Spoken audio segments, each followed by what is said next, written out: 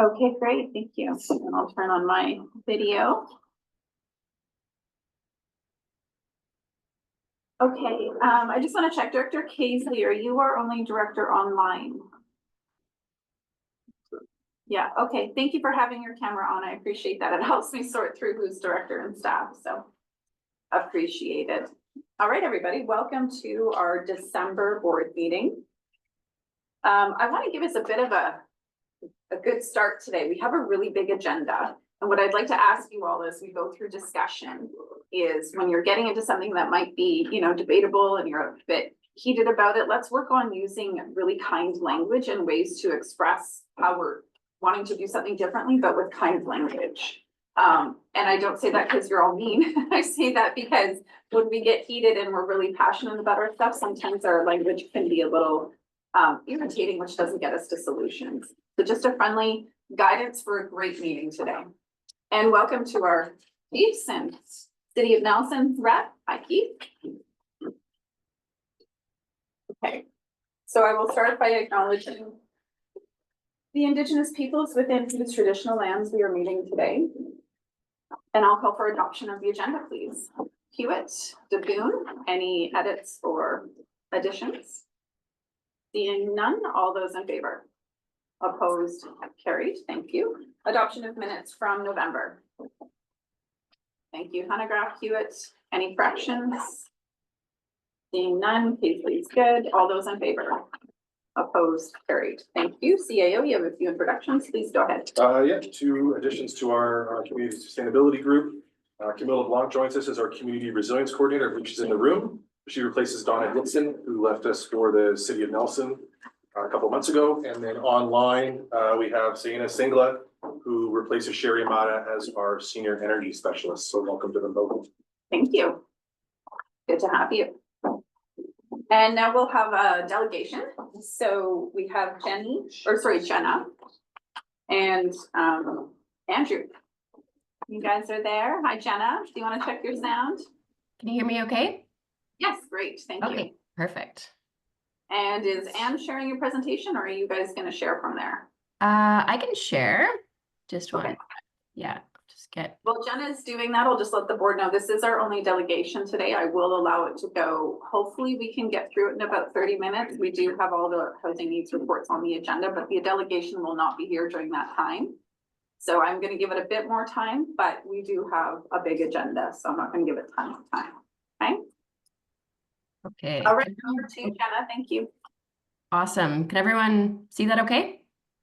Yes. Okay, great. Awesome. Thank you so much for having us this morning. We know that you have a packed agenda, so we'll try and be quick, but looking forward to the discussion this morning.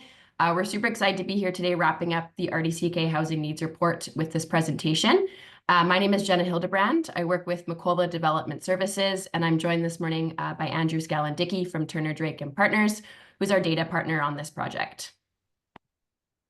So for today's presentation, I'll begin by talking a little bit about the project and the actual report structure that you would have all received in your staff or in your board package. Andrew will discuss some of the key findings and I'll follow up with some recommendations. And we'll be sure to leave some time for questions and discussion, as I know these are dense reports and I'm sure that there's some questions that folks have about the reports. So we're happy to answer those. So to begin, the Housing Needs Report Update Project is a partnership between the RDCK and 5 local municipalities. This includes Caslow, Nakusp, Salmo, Slocan, and Silverton. And as I previously noted, myself with Macola Developments and then Turner Drake have been working closely with RDCK staff as well as village staff on the reports throughout the duration of the project. So a little bit of information and background about housing needs reports. I'm sure these aren't, new to folks, and the RDCK completed one in 2020. But the province did begin to legislatively require local governments to complete housing needs reports in 2019. These requirements have changed or shifted a little bit in 2024 with some new legislation. So the old requirements required us to collect data on about 50 plus different housing indicators. This data had to be publicly displayed on the local government website. So if you look on the RDCK, you'll see the 2020 reports are on there. And you had to consider data when updating or amending OCPs and zoning bylaws. But there really was no kind of standardized methodology being used, and the data being analyzed was quite was done quite differently across the province. So now the new reporting requirements have a more kind of standardized projection methodology. Andrew will talk a little bit about this in the key findings. There's required units calculations. We'd have statements about key areas of local need. You'll see those in the reports. Those are kind of at the beginning. And some of those areas include like seniors housing, for example, homelessness. Local governments must also now report on actions taken since the last housing needs report. So what work has been done, for example, in the RDCK and the villages since 2020 to address housing need. And they now must also, local governments must now also update their OCP and zoning bylaws to actually permit the number of housing units needed over 20 years. And this number is determined by the housing needs report method, which again, Andrew will speak to a bit more in the key findings. But there's, I would say, a little bit more kind of teeth to these reports now. Again, before it was just kind of you had to consider the data. Now you actually have to update your OCPs and bylaws to account for that growth. So the RDCK Housing Needs Report update kind of has 4 key components, and these would have been included again in your package. There's a regional summary report. This includes data and comparisons across the entire region. And the data that we're going to be speaking to today is from the overall regional summary report.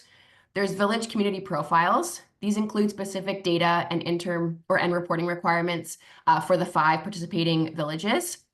There's an electoral area summary report. This includes electoral area specific data, and again, all the reporting requirements. And there's also an engagement summary report. And this summarizes the key findings from some staff surveys that we did, feedback from an electoral area directors meeting, and an engagement session that we had with some community organizations. So all 4 of these documents really do work in tandem to build a more kind of wholesome picture of housing across the RDCK. And we'd recommend that you kind of read all of them and take a look, as they all kind of complement each other quite well. And I'll pass it off to Andrew now to go through some of the key findings. Awesome. Thanks, Jenna. So I am Andrew Scanlon-Dickey, and I've been working as the data lead on these projects. And we've been working with Mikola for quite a few of these projects as well in the past and currently. And so we're just going to go through a couple slides of key findings. As Jenna alluded to, this is more so at a regional level. But if there's any questions regarding individual communities at the end of the presentation, more than happy to do my best to answer those. Yeah, so starting off, one of the the topics that's talked about the most is often population growth. And so the RDCK's total population grew by about 5% between 2016 and 2021. These years being the last 2 most recent census periods. And at the same time, this was complemented by a total household growth of 6%. So households being those units of people that the population make up. Looking ahead, the region is anticipated to continue expanding over the next 2 decades. And by next 2 decades, we mean from 2021 to 2041. And like historically, growth could be primarily among senior populations, those 65 or older, but increases should also occur among the 25 to 44 age group, signaling that there is also potential growth in younger families and working age adults. But what does that truly translate to in terms of total numbers and growth? Well, by 2041, the total population may reach 81,845 people across the entirety of the regional district, being the totality of the municipalities and the electoral areas. And total households may reach 37,970. These are increases of about 17,000 and nearly 17,000 people and nearly 10,000 households, or a growth of 26% and 35% respectively over those 20 years. It's important to note, if you can go back a slide. So for those of you who are familiar with the census profiles for the regional district, as well as the municipalities and electoral areas, specifically for the regional district itself, in 2021, in this chart, we have it as 64,705, whereas the census itself reports it as being 62,500. The reason why there is a difference between the 2 numbers is that we use data that's provided by the BC government, being estimates back to about 2001, and as well as projections out towards 2046. And these estimates provided by the BC government are actually tied to Statistics Canada estimates. And what these estimates are actually post-census adjustments that are asking, okay, how many people might not have responded to the census when it was released? And so once those estimates or those adjustments are done, often we find that the populations may actually be larger than what were reported at the time. Just as a reference for that, this is more so something that occurs with municipalities. So yeah, so this population growth, it makes up a considerable portion of the housing need calculations that we'll be discussing in a few slides. So what does it mean when population is growing? Well, oftentimes this corresponds with an increase in housing demand. If demand grows at a faster pace than supply, among other factors, it is typical to experience elevated growth in the price of housing. With that in mind, between 2019 and 2022, the median home sale price in the RDCK overall, including municipalities and electoral areas, rose approximately 54%, reaching about $550,000 in 2022. Unfortunately, house prices are growing much faster than incomes, and so too in many ways rent prices are as well. And so this is pushing housing, particularly home ownership, further out of reach for many residents, and especially those without accumulated equity, like first-time homebuyers. But what does that look like? So the next slide. So yeah, one way to illustrate the change in the attainability of housing is the chart you see in front of you. What it shows is the estimated percent of dwellings that were sold in a given year that were affordable at different income levels, using a handful of mortgage assumptions and also using CMHC's 30% affordability threshold. And so more specifically, let's say we take a look at a household income of $100,000. In 2017, about 60% of dwellings sold in that year were priced affordably for that income, versus only 13% in 2022. So decreases to attainability have been substantial across each of those defined income levels, with truly those with the highest incomes being the most able to afford housing. Next slide. So in 2021, about 11% of households in the RDCK were deemed as being in core housing need. This metric is one of the most commonly used methods that we have in Canada of illustrating a community's housing vulnerability, and means that a household lived in a home that was unaffordable, overcrowded, and or required major repair at the time, and that no alternatives that met those criteria existed at the market at the time. Renters generally face even greater challenges than the average, with about 23% in core housing need in 2021. Furthermore, approximately 19% of households earned very low or low incomes, leaving them especially vulnerable to sudden cost increases. If we consider only the electoral areas, so separating municipalities and electoral areas, about 18% of households lived in core housing need, or 35% of renter households. So in other words, rural residents overall fare better for housing outcomes, but rural renters specifically do not. Next slide. If we break the core housing need metric out by its criteria for the RDCK overall, the following chart is what you get. And what it shows is that regional households are disproportionately affected by unaffordability, especially renter households. So if looking at the chart, the blue columns, specifically for unaffordable dwellings, indicates that about 16% of households lived in a home that was deemed unaffordable based off of their overall household income. And this is about 4,380 households across the region. Unaffordable circumstances are often tied to other issues. So if you do not have the financial capacity to pay for your shelter, or you're having a difficult time to pay for said shelter, there's a higher likelihood you may not be able to update your dwelling, so it will go long periods without repair, or that you will occupy a smaller space because it is less expensive, which increases the likelihood of overcrowding. Another metric used in these H&Rs is the extreme core housing need data point. This modifies the definition of core housing need to examine if a household spends more than 50% of their income on shelter, not the 30% that is typically collected. This is a way to identify even more granularly how many households, in this case, 3% of households or 860 overall, face severe housing vulnerability. So as mentioned, a big element or a large element of these interim housing need updates is the calculation or determination of housing demand over the next 20 years. And so very briefly, looking ahead, the RDCK overall is projected to require about 15,265 new homes regionally by 2041 to address current imbalances, meet projected demand, and also accommodate a buffer to restore affordability and just balance between supply and demand over the long term. But the question is, how is this done?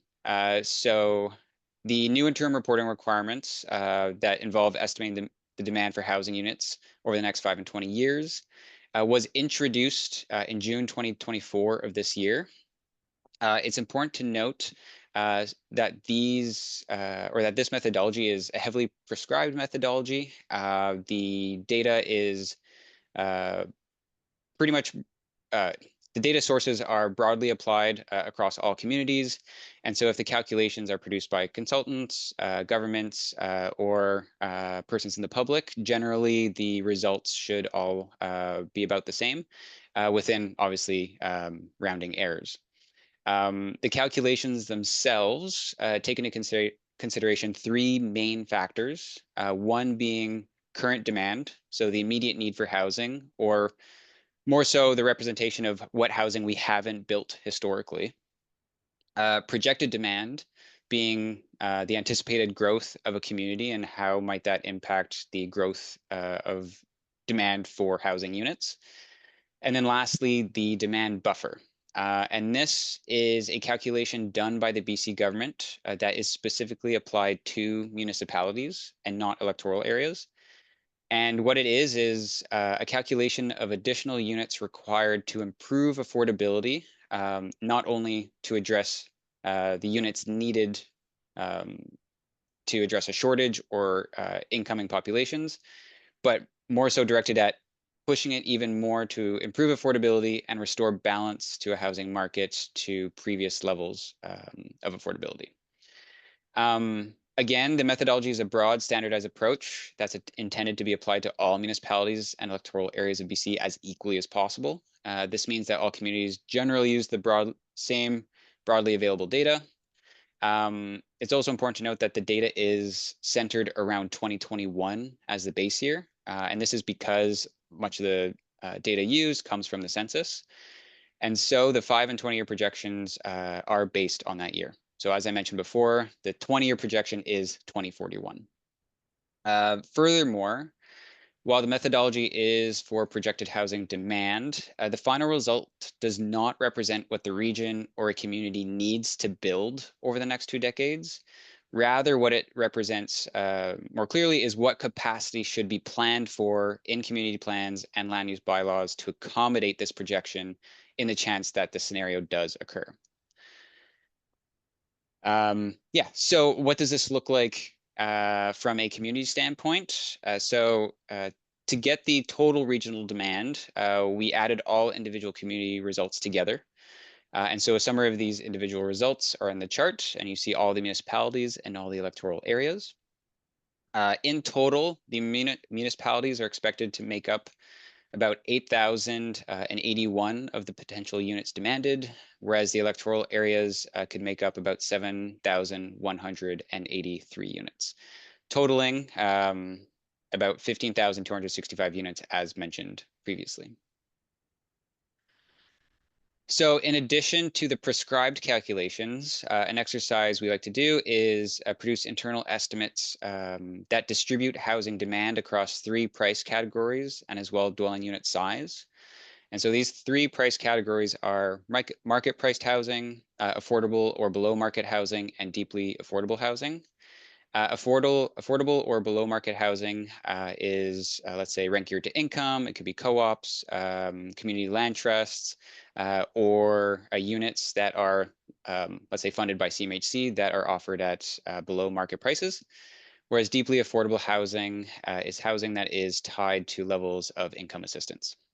So by 2041, projections suggest that demand could be accommodated by 66% of units being market housing, which leaves the remainder as ideally met by affordable and deeply affordable units. Note that the estimates are not meant to be exact, but instead to provide a general guide for prioritizing efforts across different housing forms, and also for prioritizing efforts in regards to advocacy.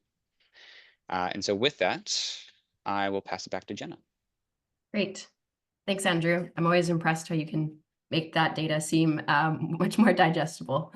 So I'm sure some of the data presented can seem a bit daunting or a bit, doom and gloom, but there is really a lot that the RDCK can do and its partners to address the housing need identified in the report. So things like continuing education advocacy efforts, the regional district and its partners really can play a key role in building awareness of the need and acceptance of new housing among residents. And you can continue to coordinate and collectively build on incentives, regulations, advocacy, and education initiatives. There's also an opportunity to continue to promote and protect affordability in the market. So I think just based off this data, it is really clear that, the RDCK is facing escalating housing pressures and rising housing costs. Additional rental options will not simply solve the affordability concerns, but by expanding available stocks, the market can alleviate some immediate concerns for some of those priority populations, like seniors hoping to downsize, single income households, and families that currently can't find units that meet their needs. There's also more opportunities to work with partners to expand non-market affordable housing options. It can be difficult to build and support non-market options in rural areas, but these are really critical to providing stable and appropriate options for many residents in the RDCK. Most of those non-market units will still likely continue to be in municipalities, but the regional district can support applications, coordinate land acquisitions, and even provide support through capacity and expertise. And I do also want to note that regional districts can also actually support and fund non-market housing development through a regional housing service bylaw. In communities without significant private housing development, it's hard to build up an affordable housing reserve. This is one tool that you can use. There's different regional districts across the province that have implemented this, and I do think it is a tool that is very effective for leveraging some of those funds. And encouraging densification in serviced areas. We heard through a number of our engagements that servicing and infrastructure maintenance are really a consistent challenge in rural areas that result in increasing costs for existing properties as well as for future developments as well.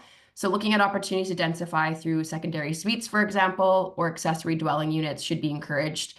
And also thinking about kind of growth management planning or regional growth strategy will also be an effective way to address some of these servicing challenges. And I just want to finish off by just saying that, the RDCK is doing a ton of great work already. You have your housing action plan. There's work around the complete community. So yeah, just want to say that there's great work happening. Of course, more can always be done. But yeah, want to end off on a positive note. So thanks so much for giving us the time this morning, and we'll open it up for questions. Thanks, Jenna. If you can stop sharing the screen, it does help me. Thank you so much. Now I can see Director Casely and Corey and you and Andrew. Great. So we do have a speakers list. Lockwood as well, please. So we'll start with Jackman, Popoff, Newell, Lockwood, and go from there. Hewitt. Oh, no, Maine. Thank you. We changed our seats, so we're a little confused over here. Thank you, Jackman. Please go ahead. Hey, thank you. Thanks for the presentation. To be honest, I didn't read every page of all the documentation yet. This was too much reading.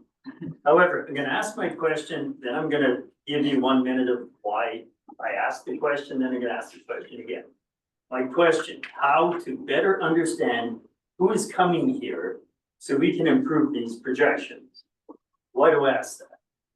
Populations based on birth, death, and mobility of people, migration.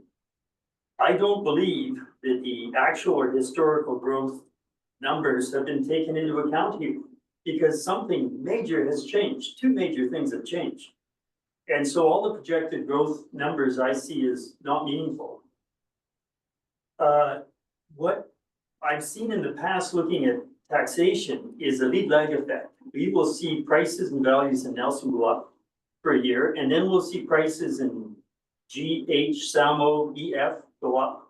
Not because there's more people, but because Nelson became unaffordable relative to the rural, and people voluntarily shifted their eyes to a different market.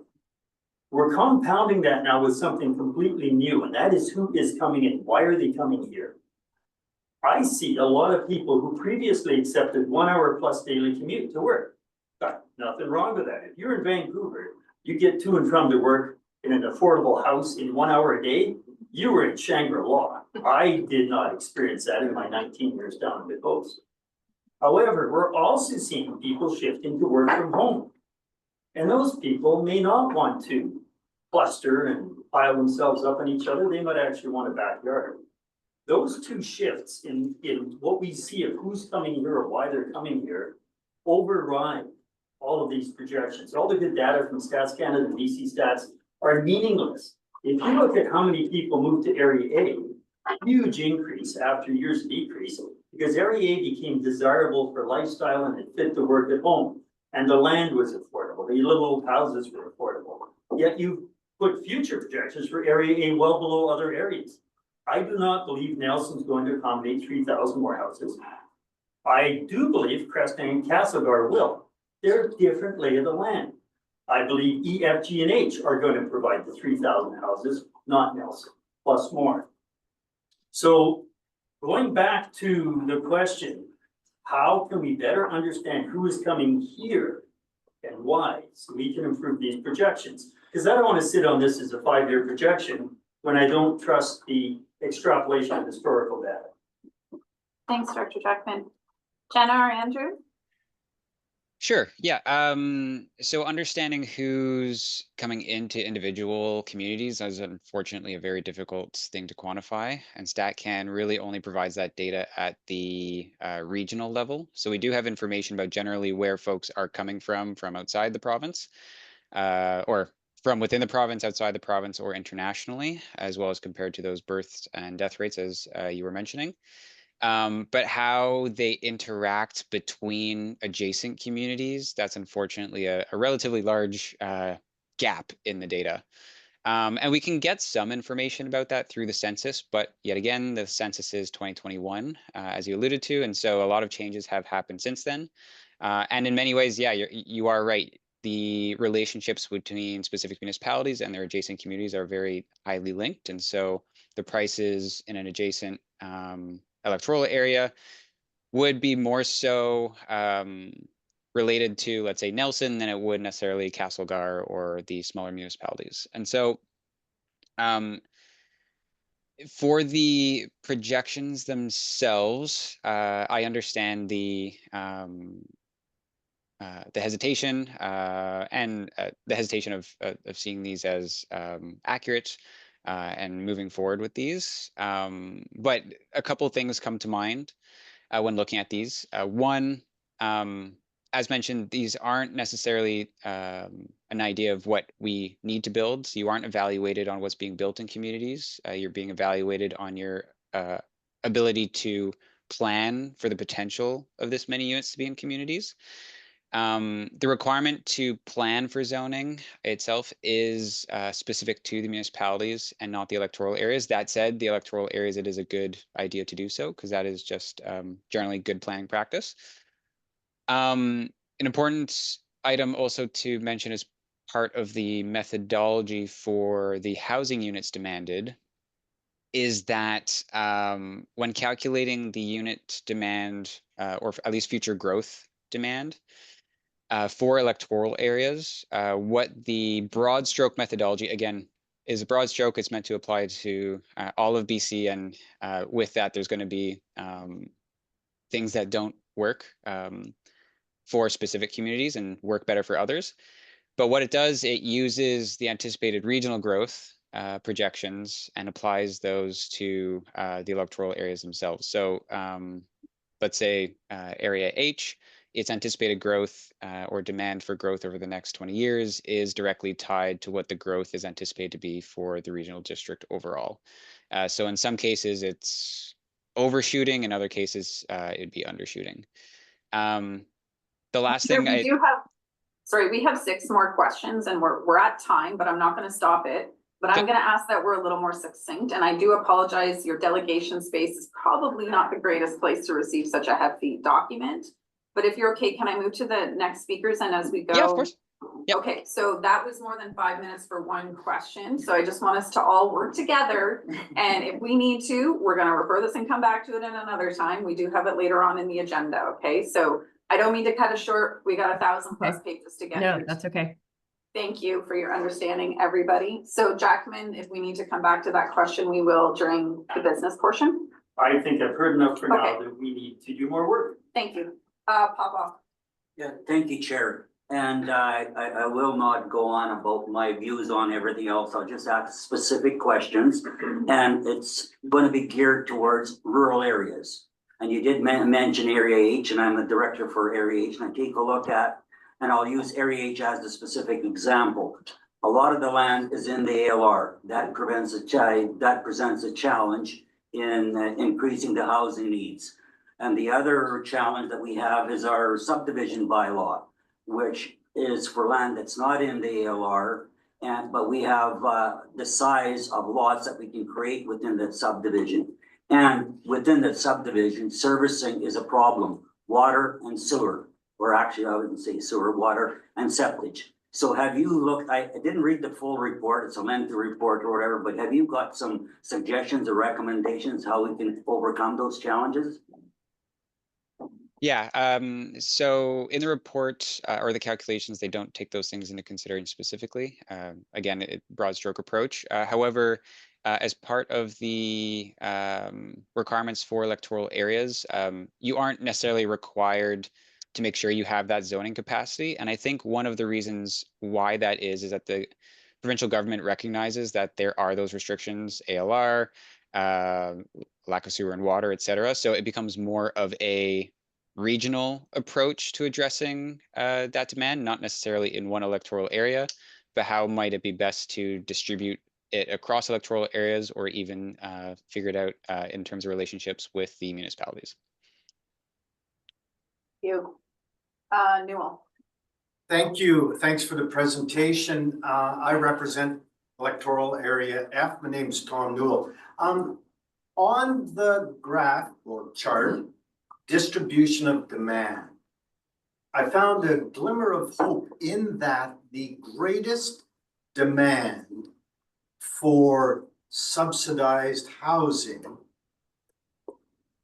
at 64% is for 0 to 1 bedrooms, which are the least expensive and perhaps the easiest to accommodate. Do you have any comment on that comment I just made? Yeah, so I think my comment is more so related to the methodology for that. So when we produced those numbers, there were 2 approaches taken. When we were looking at market housing, what we did was look at recent trends related to market preferences for housing. So what size of housing are folks wanting to live in? When looking at non-market housing, so affordable and deeply affordable, the question more so became a matter of like, what is the amount of housing folks need spatially? So it's tied more to national occupancy standards. And this is a methodology that's been used by other communities as well, and also through work by UBC and their HEART program. Thank you. Thank you. Lockwood. Thank you, and thank you for the report. I had sent in, so everybody knows I had sent in a late email to Corey last night with some of my concerns, and I just want to, and I will send out what was sent to me for a response, so we don't have to go over it right now. But I wanted to just add that when we use exaggerated numbers, as the government already has, because that's what I hear where you guys got the numbers, so I appreciate that clarification.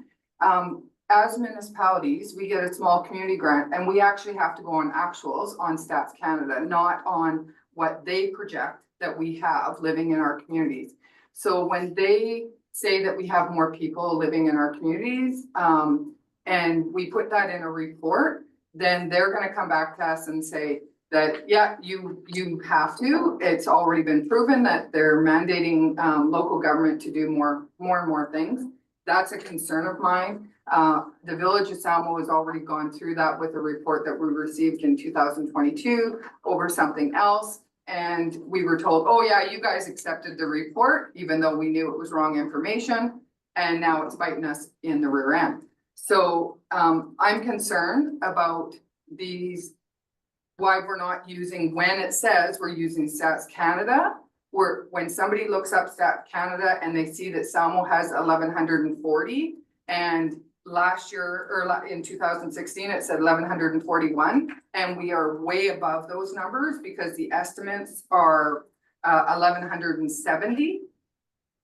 And the actuals for connections and that are wrong. I am very concerned that this report will get put out there for all of our communities to see. And when they start digging into it, as we know, we have community members that dig into stuff very closely, that we will not have the right data. And that is our job, I feel, is to make sure that we're putting out that right data. So I appreciate all the information, but I do want to say that Samo does not accept this report and does not want Samo to be, I know it's January 1st, but what is the BC government gonna say? They're gonna fine us. So I would like Samo not to be added in the report for distribution at this point. Thank you. Thanks. So Director Lockwood, a couple of things. First of all, this is on our agenda later on for the business component. So let's try and focus on questions for the delegation. I also want to let you know, I've already said no to further speakers because we will be an hour here. We are planning a workshop in 2025 specifically to go through this. When we get to the business component, we can talk business. We can talk about, are we posting these and accepting them? Are we moving on? We can take options then. But let's focus on questions to the delegation at this time. I apologize to Weatherhead and Page. No questions can be added at this time, but we'll make sure you're on the list when we get to the business item. So Hewitt. No, I was just directing your Oh, eyes me. to Director Yeah, Main. Sorry, that's right. Maine, go ahead. Yeah, okay, so given your written statements, I will make this very brief and skip my introduction and go right to the meat of it. This study, the parameters of this study were determined from an entirely urban perspective and do not address any of the issues of rural communities, rural households, and or small communities of 10,000 and under. The data provided is so inaccurate, the demographics are inaccurate, and it all points to me to the need for advocacy to the provincial government that is pushing things down our throat that don't even match what our communities are. I'll leave it there. And I wanted Macaulay to hear that, acknowledging that they were working within external parameters. Thank you.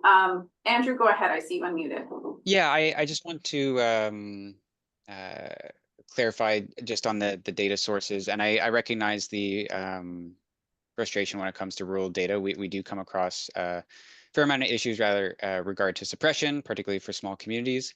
That comment might be related back to a previous meeting where I may have misspoken. And so that 10,000 person threshold is specifically related to CMHC data regarding rentals. So anything below that threshold, we just won't have data regarding rental information. So rents, vacancies, etc. Whereas the census is actually quite not equal per se, but it's quite representative across all communities. The big hindrance being the smaller the community, usually let's say 500, just off the top of my head, you start to run into more of those suppression issues where they don't want to identify any individuals. And so they either suppress the data or round the data to the closest 5 or 10. And so the smaller the community, that rounding can cause more issues in terms of trends. But yeah, I just want to clarify on that. Generally, StatCan is, it is the best information we have. And yes, the external parameters, it is the information we need to use. But its methodology is quite different than what's used by CMHC. Thank Right. you. Sorry. Oh yeah, Jenna, go ahead. Just gonna have one comment to that. Absolutely recognize that this is not a perfect method, and it does, I would say, lean towards working better with larger municipalities. That being said, these are done every 5 years because we know that these projections are not correct. Again, 5 years is a long time, but it does allow us to go back and check. And again, this was a bit of a quicker process because of the deadline in January. When you do a larger housing needs report next time, there can be the opportunity for more engagement and some of that qualitative data to come in and play a little bit of a larger role to course or to align with or kind of speak to some of the challenges with the quantitative data as well. Thanks, Jenna.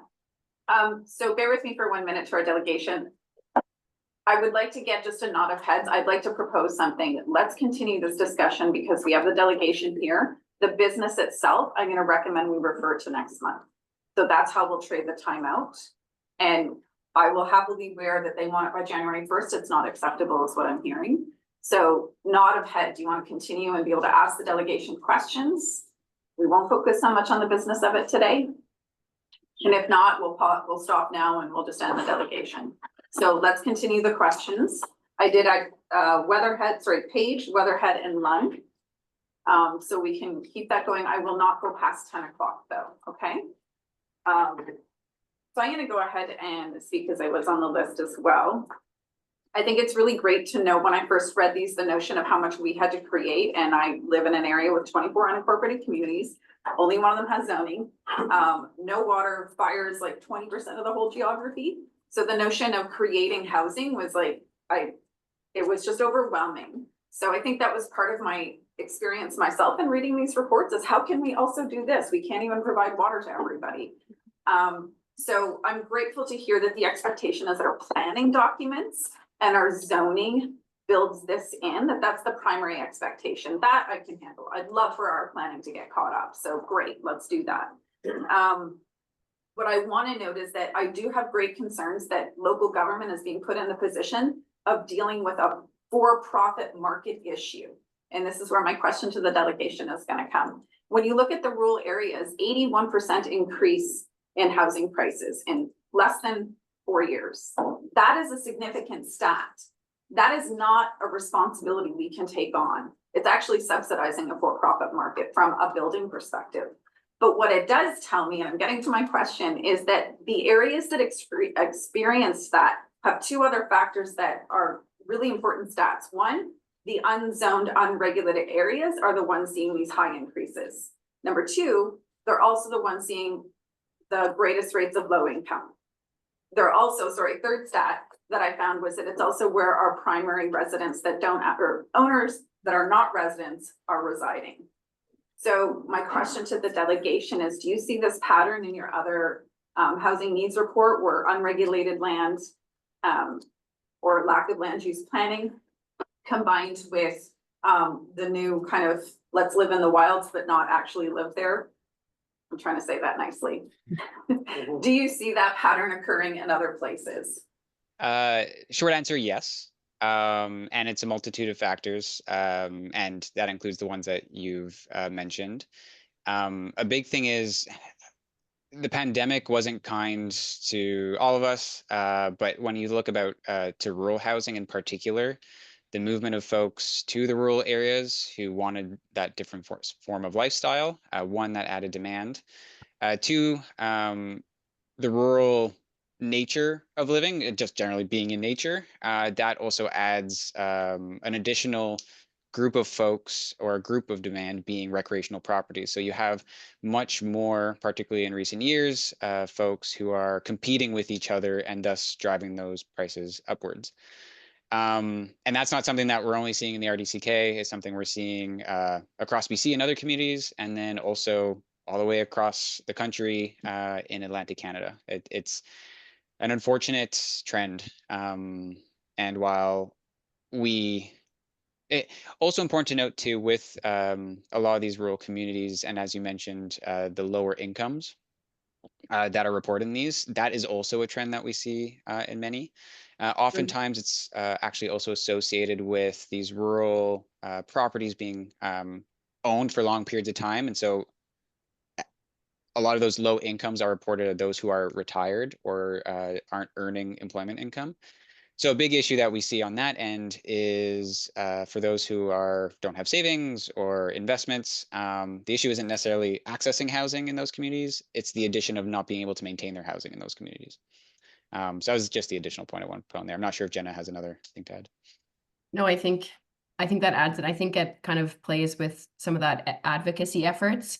There is some of these challenges that are absolutely out of control of the local government. And so I think that's where you can kind of point to some of these statistics and say, where this is what we're dealing with, and this is not a lever that we have in our toolbox to be able to address. So how can we work together to navigate or mitigate some of these challenges? Thank you, Jenna. So I'm going to keep going through the speakers list. As your chair, I've noted some advocacy pieces that I'll work with the table to talk about when we get to the business. Director Page. Yeah. Thank you. So I would like to see us work on some of those federal advocacy pieces that impact, access to debt and pieces that are driving this acquisition and this consolidation of owned properties among the owner class, for lack of a better term, if there's real federal issues going on there as far as the country goes. We look at a number of 3,000 for Nelson over 20 years, and we kind of say, how could that even happen?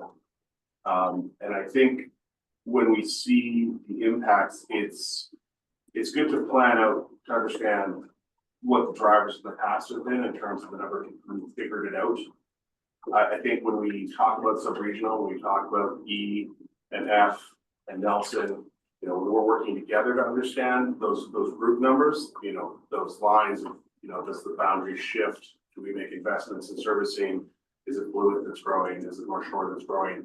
Those probably fuzz away in terms of understanding which specific pocket it goes into, but how we work together to address that.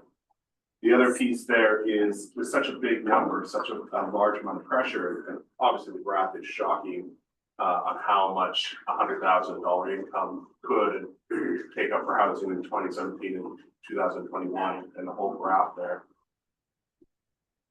In Nelson right now, between the 55 units of non-market housing proposed at Bell Street, the 50 units proposed at Front Street, the emergency shelter, 28 units just coming online on North Shore Inn, the 380 units proposed at the golf course with secondary suites, and the 80 potential units to 120 potential units on Trevor Street that was just announced, and the proposed cost C estimate done for a library building in front of City Hall with another 50 units.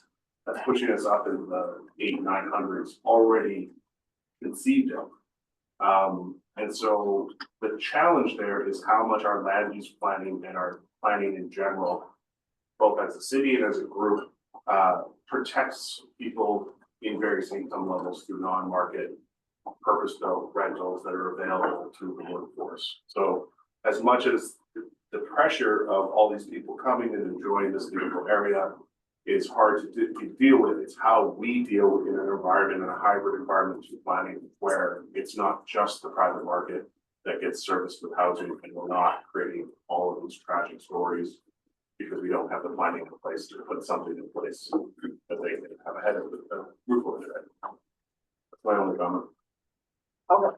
So it wasn't necessarily for the delegation, just noting regional planning approaches, which is fine. Weatherhead, I've lost it. Oh yeah, I'm gonna have a time getting used to where people are. Weatherhead, please. Thank you. My question is just around, wondering how the infrastructure in place in the rural area like Area K and Village of Nakas in terms of our roadways, our emergency situation during wildfires, and how when we've had a population that has been stabilized for so very, very long, everything being built around the size that it is, or being accommodating the size that it is.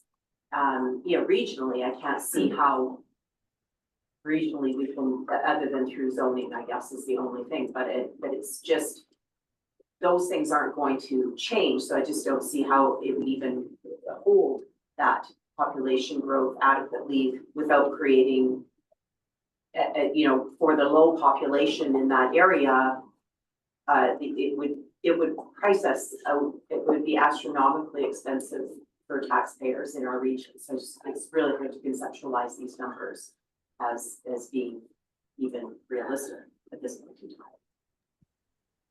Yeah, that's a great point, and we've heard that with other communities as well. As was mentioned previously, or just anyways,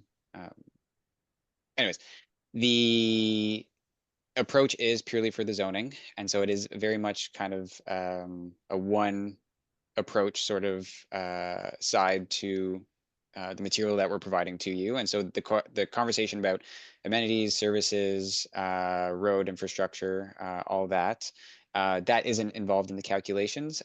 That said, I think it's a good opportunity to look at the numbers and where they're coming from as a source for the advocacy work going forward, if there is any infrastructure funding that you're looking for. Specifically, these numbers or these calculations or results come directly from the province. And so these numbers for these communities where there's anticipated for large demand over the next 20 years, there's the ability to reference the province to themselves in looking for funding or looking for aid as part of advocacy work. So, and I see Corey has his hand up. Yeah, go ahead, Corey. Thank you through the chair. First of all, can you hear me okay? Yes, you're good. Thank you for checking.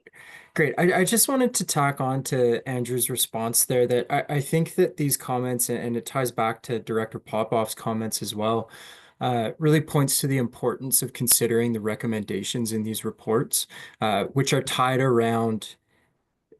to having this more coordinated approach to regional growth, as well as focusing new development and new growth in already serviced areas. So the requirement to pre-zone for the projected densities or growth that we see is a requirement for municipalities.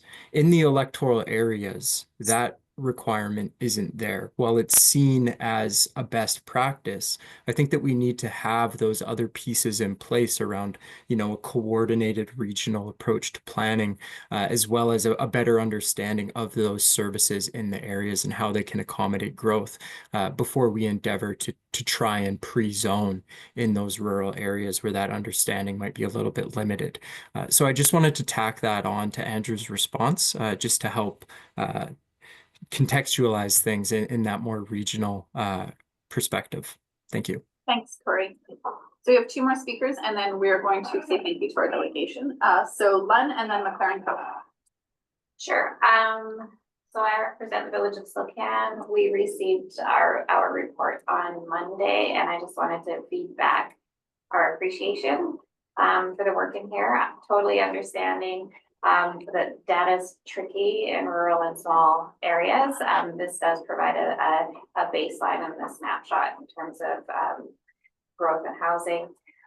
The other piece I wanted to mention as well is, and potentially a question, is in terms of provincial programming. There's significant, there's data here that the housing stock that is available in housing markets in where there's low income levels, the challenge is maintaining those homes. So I think that's another piece of advocacy we could look at with the province in terms of maintenance of existing stock in low income areas. The question would be, are you aware of any program for that type of work?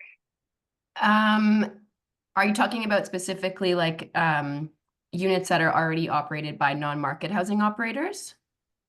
No, just general housing stock, but potentially private rental stock that's not necessarily suitable, but could be.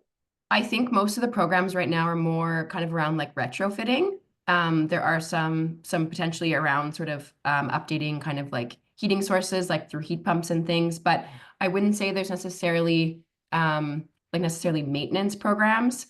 There is also the Rental Protection Fund, which is a new fund by the province, which basically works with kind of nonprofit operators in the community to help with kind of acquisitions of existing rental buildings that may be at risk of being lost in the community. So that's another program that not necessarily a maintenance piece, but can allow for existing rental stock, affordable rental stock to maintain in the non-market sector, as opposed to being sold to a developer, for example.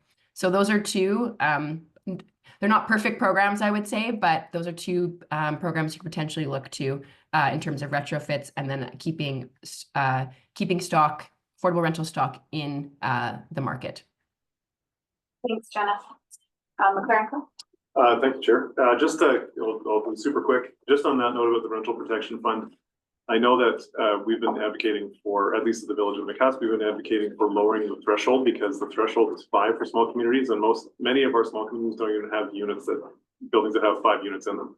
Yeah. My questions were, 2 quick questions. One, if RDCK does not, if we refer this to January, do the municipalities that have accepted that still counts? Maybe that's through staff.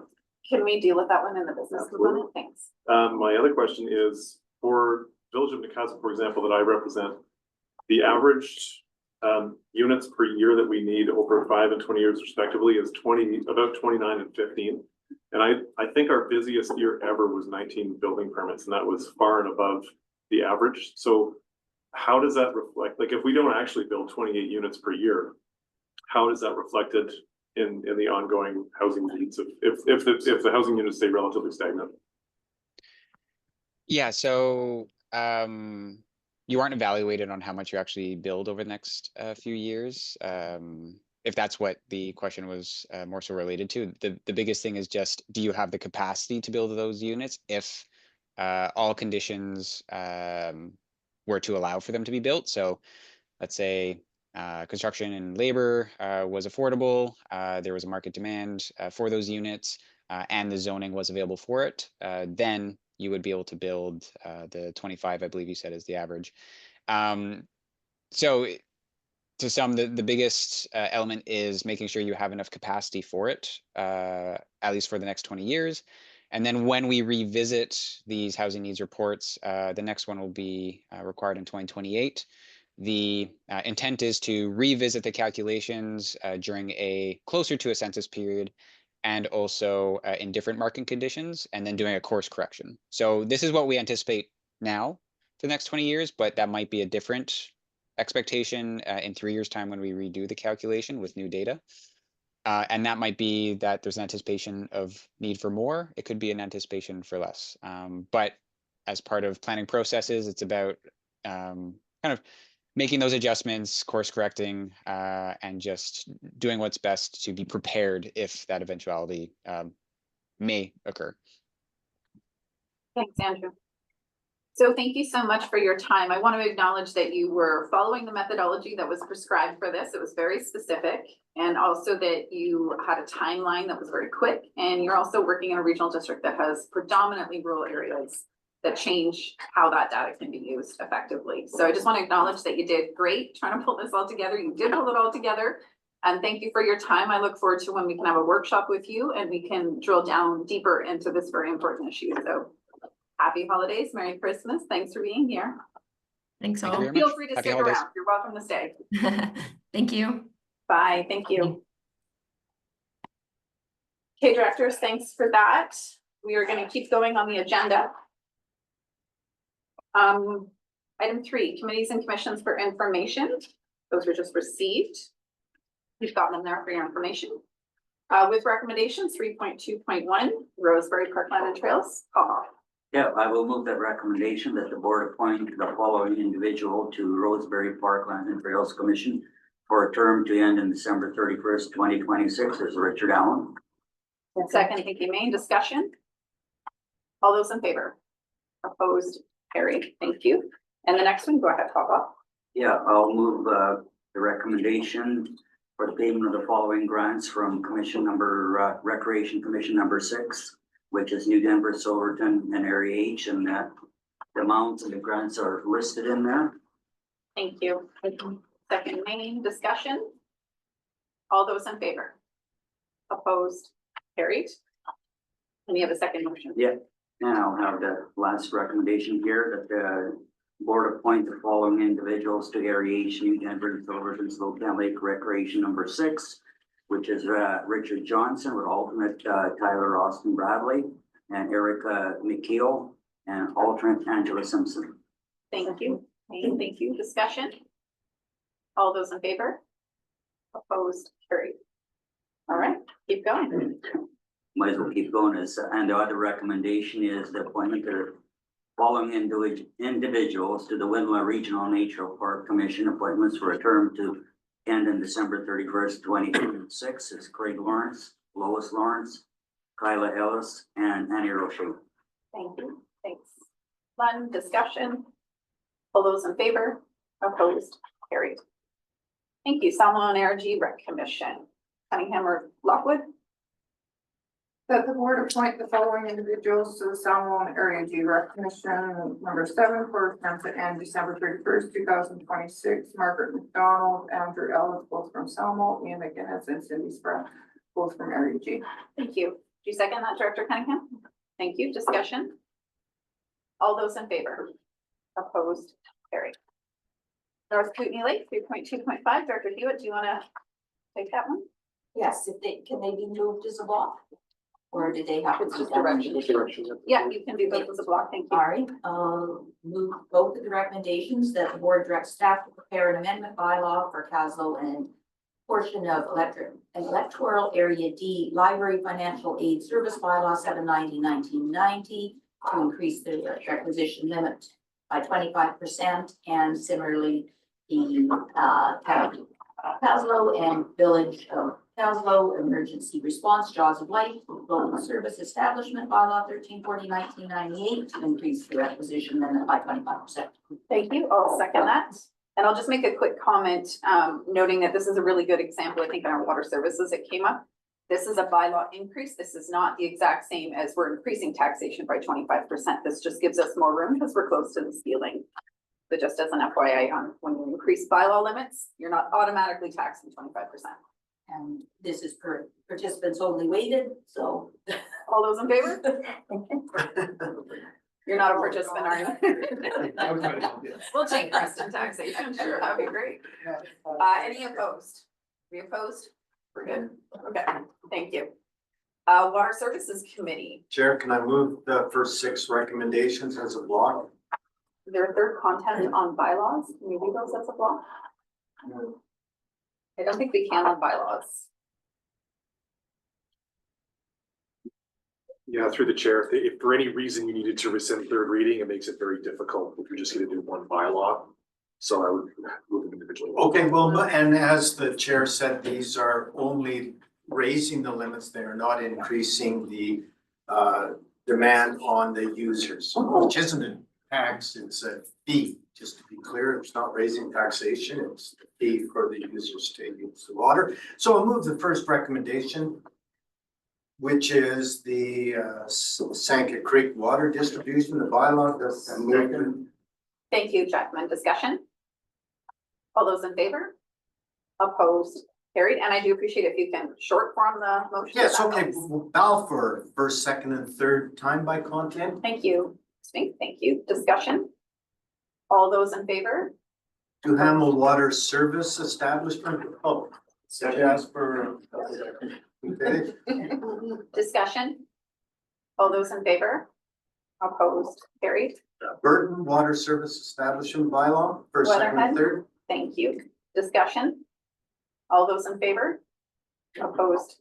Carried. Riandel or Ryandel Water Supply Distribution. I will second Riandel, named after Count Riandel. Yeah. It's Riandel. Okay. Discussion? All those in favor? Opposed? Carried. And the Woodbury Water Service Establishment, first, second, and third. Thank you. Oh, that's me. I'll second. Thank you. Discussion. All those in favor? Thank you. And this, the final resolution in this from the Water Services Committee has to do with the staffing, so I'll read it in a little more detail. That the board increased the Water West Operations staffing FTE from, as seen, 3.28 to 3.44 by the addition of these things and changing this around on the rate report from Alex. I'll move that. Thank you. Seconding Vandenberg? Sure, question. Go ahead. Just for clarity, because I don't know, is there a specific service that this is attached Allocated out by water service. to? Which is S what? All of Sure, them. maybe Uli can speak to it, but Oh, sorry, it's basically based on hours to the water system, so they charge out their time to the water systems they work on. What services is applied to? The wages generally are distributed over all of the water systems in the individual budgets.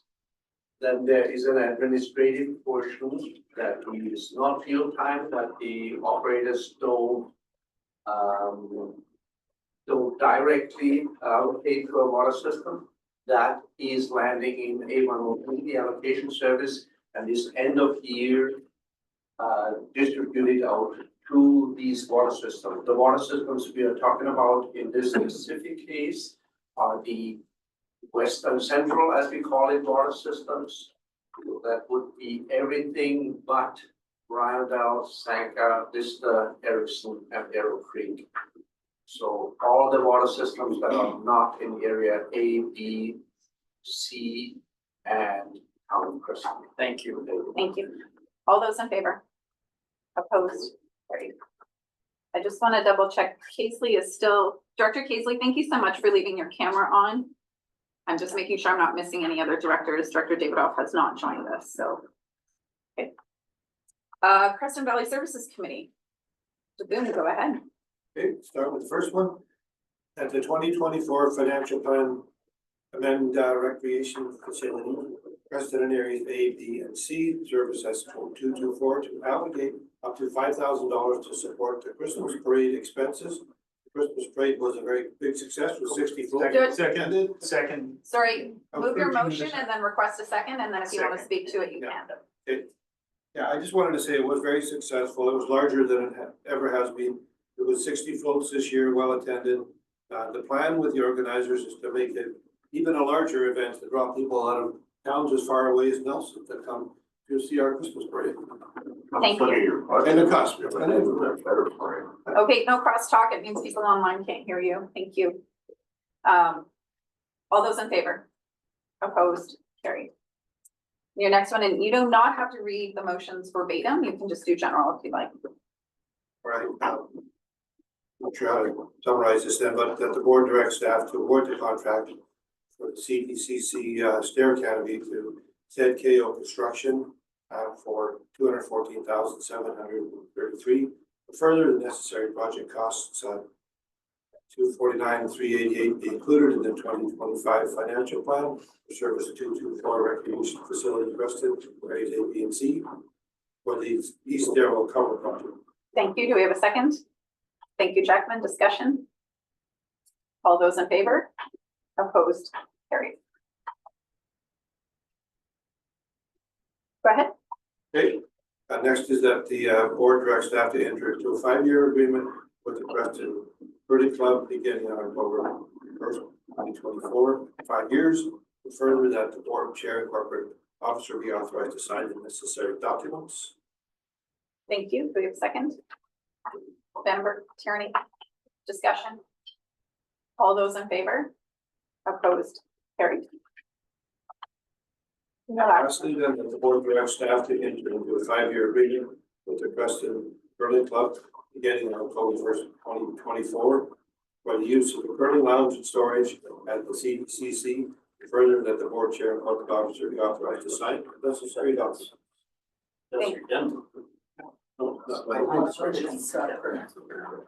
I did note that, but it is a bit different. Do I have a second? Sure. Thank you. Discussion? Thank you. All those in favor? Opposed? Carried. Okay. Okay, go ahead. So I have to make apologies. Generally, if we want to do a change up, I notify the board chair. So this is a committee recommendation. Following review of the minutes, I think there's an ambiguity that could get us stuck for 2% increase. So because it's committee, I'd like to move the recommendation as per the agenda. That's what my peers agreed to. Then in chat, I have a slight rewording that staff have agreed to clarify. So I'll move the recommendation. I'd rather you just move the motion you want to move and we don't get into amendments. If the committee doesn't mind. So Yeah. in chat. Board approved the RDCK enter into a lease agreement with Arrow Mountain Car Wash and Lease Storage Limited for car wash recycling depot at Ellen Street for up to $36,720 starting June 1st, 2025 for a 1-year period, comma, with the option of 3 1-year extensions with 2% annual fee increases and further costs paid from A116. I can explain the difference in a second. Okay, do we have a second? Thank you, Daboom, go ahead. It's where we put the 2% increase. It used to be on the agenda, it could have been implied that 2025, we did 2% over and above our already increased fee. This is less ambiguous. Okay. I'm just gonna check because Uli's right behind you. Yeah. You're good with this, Uli? You know what we're doing? Yeah. And Anne just got it. All right, discussion? All those in favor? Opposed? Carried. CSLAC, Community Sustainability Living. Yes, number of resolutions, all of which were very complicated and took all afternoon. Recommended that, excuse me, that the board direct staff to submit an application to the 2024 Age Friendly Communities Grant for Rural Mobility Working Group in the amount of $25,000. And further, if successful, grant funds be allocated to A108 and the previously allocated 15,000 LG cap funding be revised to 5,000. The balance being returned to general administration, and further that staff be authorized to enter into a contribution agreement with BC Healthy Communities should the grant be awarded. Thank you. Do we have a second? Thank you. Discussion, Hewitt? I guess my only discussion would be through the chair is, can we combine this new resolution with the resolution to change an existing resolution? I didn't think about that the other day when we had the meeting. Can it be embedded in another resolution, or should it be that one pulled out separately?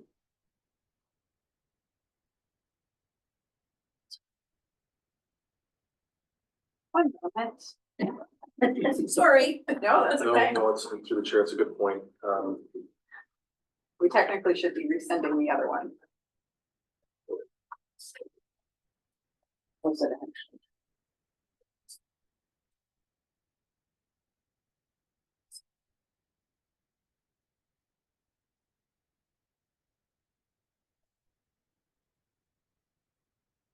Table this.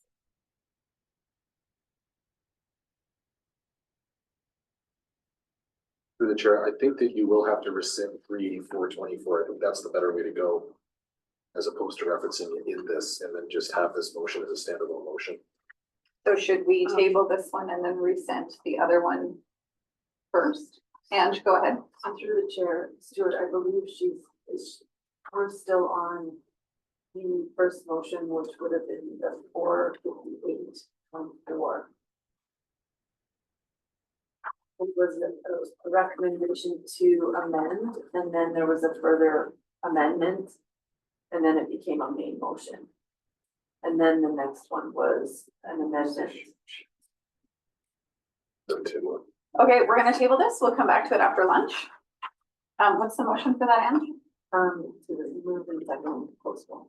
Move and second postpone this motion, please. Thank you, thank you. Thank you, Director Hewitt. Good catch. All those in favor? Opposed, carried. So staff will work on that. When we come back after lunch, we'll get it straight. The second motion is okay? It will be for both of them. Oh, we have to No, table. second motion through the chair is a different matter. It's community works funding increasing. Oh, Yeah. That was fine.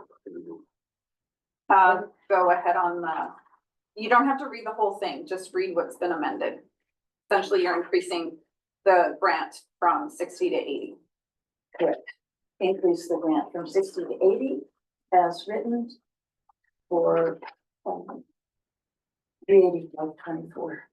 This is for the Ymir watershed, let's play with the original names. Funded for NAPA asset management via Area G. Director Cunningham, do you second that? Yeah. Thank you. Discussion. All those in favor? Opposed? Carried. So that one goes through, this one's tabled. Thank you. Joint Resource Recovery Committee, Jackman, you shared that one. Yes, Judy, yeah. Thank you. So there's 5 recommendations. First 2, I think, have individual, and the last 3 hopefully will be a block. That's somebody like me calls for division. So the first one, both board authorized staff to draft an amendment to the resource recovery facilities bylaw 2905 to incorporate the relevant wood waste definitions under this. Thank you. It's been seconded by Newell. Discussion. Papa. Yeah, I'd just like to mention that, during our committee meeting that we had I queried about these bylaws being there, but they're in draft form. When we have our budget meeting for the West Resource Recovery, we can make our changes to that draft bylaw. Yes. Generally what draft means, so that's good to point out. Thank you. You spent over an hour discussing it, I believe, so I think we're good to go. All those in favor? Opposed? Carried. Second one, a little bit similar, move the board authorize staff to draft 2 amendments to the resource recovery, 2 amendments to the facilities regulatory bylaw 2905, updating tipping fees to align with the cost recovery objectives on a 5 and or 3-year schedule. Thank you. Seconded by Newell. Discussion. These are draft. You will discuss them in your committee meetings. Just the same comment as I did on the last recommendation. Got it. They're replied to all the recommendations. They're draft. You'll have budget meetings to discuss them in detail. Right on. Thank you. Further discussion. All those in favor? Opposed? Carried. And just if I can check through Chair CEO, can we do the 3 financial fund amendments in the block? All vote weighted. Sorry, those working on the community sustainability motion. Yeah, through the chair, those can be moved as a block. So move the 3 amendments. The one is financial plan for the region, decrease repairs and maintenance, and increase capital expense account by 18,170. The second one is financial plan amendment for central subregion to decrease proceeds from financing by 248,395 and to increase transfer from reserves by the same amount. Third one is financial plan amendment, central subregion to increase transfers to other services by 257,000 and increase the transfer of other services. Thank you. Discussion. All those in favor? Thank you. Opposed? Thank you. Membership can also be a block, I believe. That's all one vote. It's all. Is one motion. My apologies. Okay. We would like to move that. I'll move that with a slight amendment. One moment. Oh, moving with an amendment. Move. What are you changing? With the amendment is pertaining to the South Sudan Water Service Committee. The term expiring December 31st, 2027 should be December 31st, 2025. That's only 1 year? That's right. And is that actually the terms for that commission? Through the chair, no, that is not the term, but Director Popoff did identify that, his whole, committee will be expiring in 2025 and it will just be staggered or the term of 3 years. So it's being moved with the last membership being changed to 2025 as the expiry date. That is correct. Okay, do we have a second? Thank you. Discussion? All those in favor? Opposed? Carried. Thank you for your director's report. Yeah, we're about to get into our external committee, so let's take our quick morning break. And if you have not determined someone to nominate you and you want to be on a committee, now's your chance.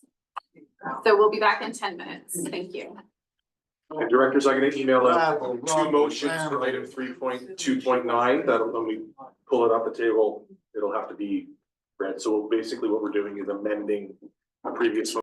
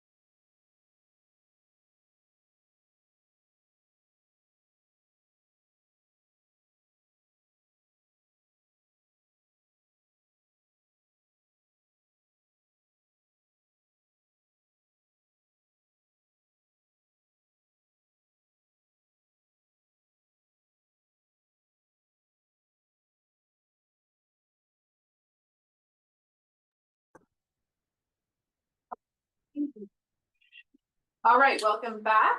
Let's just see, we've got Director Paisley and can you shut that door, Director Cunningham, please?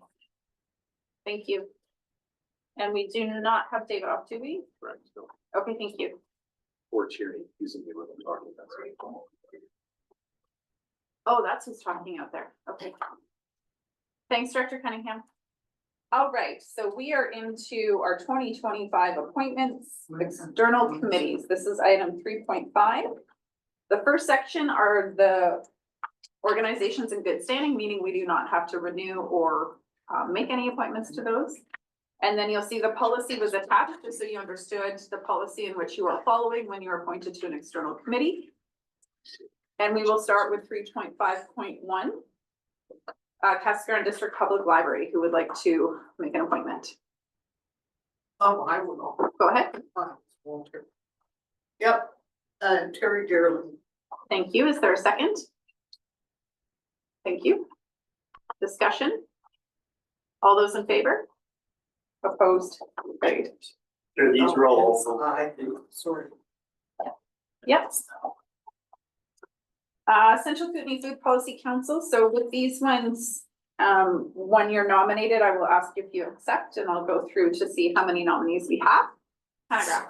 Nominate Kelly Vandenberg. Kelly Vandenberg, do you accept? I do. Okay, thank you.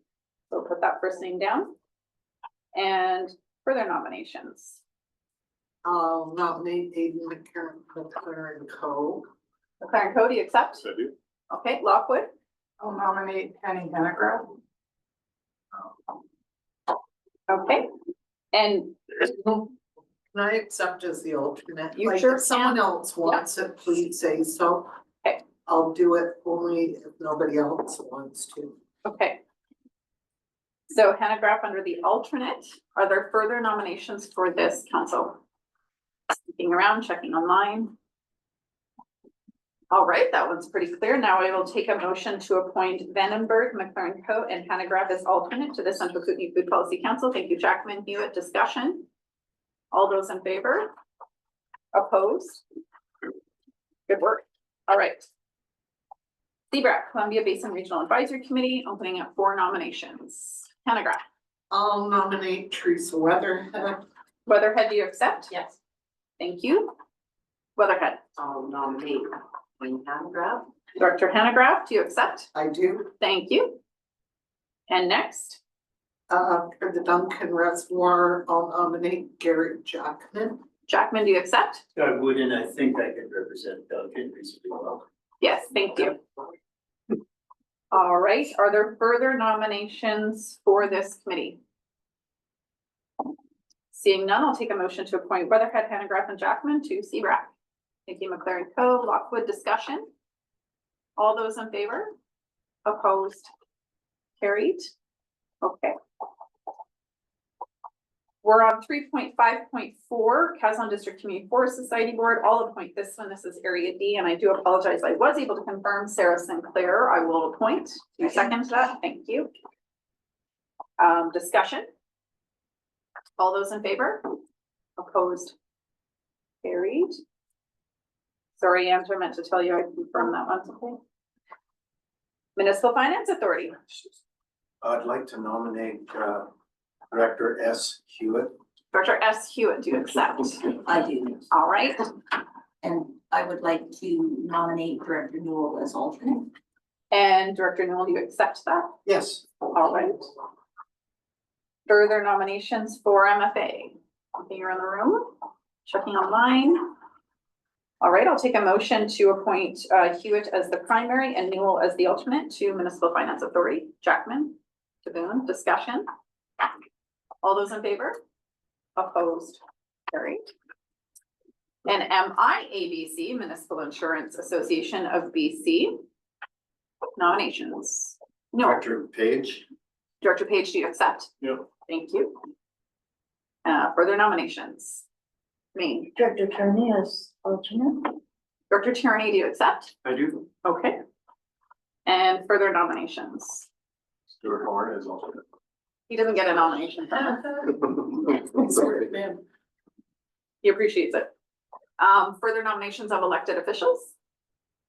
All right, I'll take a motion to appoint Paige with Tyranny as alternate to the Municipal Insurance Association. Thank you, Jackman. Lockwood? Can I just Yes. ask a question? Sure can. But he's in the motion to make sure that we have, okay, I just want to make sure that, just because he's written in, I want to make sure that Yes. he's in the motion. Okay. Yeah. Thank you. All those in favor? Opposed? Carried. Can you just tell us who you are on that board and how that works? How this works? Yeah. Well, through the chair, the reason that, because I'm on the board, so I'm at the AGM every year, and a lot of local governments do this because of your schedules at UBCM, when you're at the AGM. We've had trouble in the past meeting quorum. I don't think we're gonna have trouble. Last year at the AGM, we actually reduced quorum to 40% of the members. But when it was 50% of the members, that was 87 local governments had to be represented in that room, and it was usually 5 or 10 minutes into the meeting when we get quorum. So a lot of people appoint a staff member as a second alternate to ensure that someone's present to vote. Are you chair? And I'm the chair of the board this year as a plain chair. That was what I was getting to say. I think we can support him. Yeah, we're good. Thank you very much. Okay, Regional Agricultural Liaison Services Steering Committee, I am grateful that we've sorted that out. And I see you, Tyranny Vandenberg, we sorted it out, you're good. Okay, Tyranny, go ahead. Yes, I'd like to nominate Director Vanderberg. Vandenberg, do you accept? I do. Thank you. Further nominations. This is the steering committee that oversees the Kootenay Boundary Farm Advisors. FYI. Further nominations? Seeing none, I'll take a motion to appoint Director Vandenberg to the Regional Ag Liaison Committee. Hewitt DeBoon, discussion. All those in favor? Opposed? Carried. You're watching chat, right? Yep. Thank you. And Selkirk, Director McCarron, Flo. do you accept? Thank you. Further is this one or is this? It's just the one. Further nominations for RDI. And for a third time, seeing none, I'll take a motion to appoint Director McLaren Co. Thank you, Maine. Thank you, Hewitt. Discussion. Lockwood. May I ask a question? Yeah. Why does it say chair? Is it not just RDI? Go ahead. Through the chair, it's Dr. Sarah Breen is the Regional Innovation Chair at Selkirk College. So it's the advisory committee to the chair of her, that's just her position, the chair. Okay, okay, thanks. College. Okay. Southeastern BC Regional Connectivity Committee. I'd like to nominate Director Jackman. Jackman, do you accept? Would. Yep. Nominate Director Popoff. Popoff, do you accept? Yes. Thank you. Further nominations from the floor? Checking online. And for last time, further nominations? All right, I'll take a motion to appoint Jackman and Popoff to the Regional Connectivity Committee. Thank you, Maine. Thank you, Smink. Discussion? All those in favor? Opposed? Carried? Trudy, can you check in? What is the status of this? Is this still occurring? Through the chair, I don't know, I think that. Director DeBoon. At this point, I would agree with Stu. We don't know. We have had no updates, but I think we should keep it in existence just in case there's progress. And then Okay. if there isn't, there isn't. Okay, great. Thank you. So I'll take nominations. Vandenberg, I nominate Director DeBoon. DeBoon, do you accept? I do. Thank you. I'd like to nominate Director Vandenberg as the alternate. Do you accept? I would. Good work, folks. Further nominations? Looking around the room. All right, I'll take a motion to appoint DeBoon and Vandenberg as the alternate. Did I get that right? Yeah. Great. Jackman, main discussion. All right, all those in favor? Opposed? Carried. And West Kootenay Transit Committee. So this one, do we have the specifications on this one? Director McFadden was automatically appointed as the City of Castlegar rep, and then there's two further directors and one alternate. Okay, so McFadden's all automatic as Castlegar. All right. Floor's open. Hannah. Nominate Lockwood.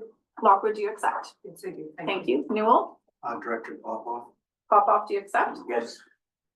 Okay, further nominations? Lockwood? Oh, I would like to nominate Newell for the alternate, if you'd like. Oh, sure. Yes. Thank you. okay. And Hewitt, I felt like you had, did you want to be on this? I'm gonna nominate you because you're the West Transit Committee Chair. But you just want to have an election, don't you? No, actually, I don't at all. I I do. just think that there's a good, it helps if you, Point of, yes. I'd withdraw my name if, I couldn't understand if Director Hewitt accepted the, nomination for alternate or for direct. Will you accept a nomination for this committee, Director Hewitt? As a member or alternate is what you're. It would be as a alternate. I'll withdraw my name. Okay. And I think just to clarify, you can attend all the committee meetings. You may just not have a vote if the other three are there. Further nominations. All right, I'll take a motion to appoint McFadden, Lockwood, Popoff, and Hewitt as alternate. Jackman, Hanegraaff, discussion. All those in favor? Opposed? Carried. Look at that, I did something without thinking in advance. I'm so sorry. I told you all to do that and I pulled it off the floor. My bad. This motion doesn't require any appointments. It just appoints Yefmela. I'll take a motion. May and Jackman, discussion. All those in favor? Opposed? Carried. Parcel tax review panels. I think for East, it is just the East director, so I'll take that motion. So moved. Thank you, Lockwood. Second. Thank you, Hanegraaff. Discussion. All those in favor? Opposed? Carried. For the West, we have more directors than spaces, so I'll take. Oh, Hanegraaff, go ahead. I'll nominate T. Newell. T. Newell, do you accept? All right, further nominations. Hello? Yeah, Hewitt? Nominate Director Hewitt. As Hewitt, do you accept? And signal, sir. Yes, indeed. Thank you. And sorry, what was the second thing you said, Jackman? Just using hand signals, try not to interrupt the microphones. Thank you. Further nominations. Lockwood. I just want to make sure that I'm understanding this right, is when we have east and west, because we don't have central, because we're normally in 3 different sections, where's the division? Through the chair, it's anybody outside of ABC and Creston. For Okay, this one. okay, and Director Davidoff is not here to accept it, but I don't know how often, because it would be once a year, right? Through the chair or zero. Or zero. It just depends on the applications we get. Yeah, but I don't think we can take a nomination for someone that's not here. Can I'd we? like to. Not unless he's accepted in Yeah. in advance. Director Popoff. Pop do you accept? Yes. Thank you. And one more. Jessica, I nominate. No. I nominate Director Lockwood. It's always a 0. Locked in is. I could, if we need somebody else. As long as there's some narrow. Okay, now you're both like, Oh, okay. would you accept the nomination, which was first before I nominated Lockwood? Sure. All right, we got it. Jess Lund. Sorry, Jay Lund. Further nominations? I don't think we have any. All right, I'll take a motion to appoint Newell, Hewitt, Popoff, and Lund to West Parcel Tax Review. Jackman, Hewitt, thank you. Discussion. All those in favor? Opposed? Carried. And we have, Chair. you could? Often this is when a new parcel tax is introduced into a given area, which we noticed in H. And since F is now part of it, it would be anticipated there might be a large parcel in F that might appeal this. So we'll just wait and see whether that comes to pass. Yeah, Any thank other you. comment? Nope, through the chair. It's more likely there's a meeting when there's a new parcel tax implemented. Yeah. Thank you.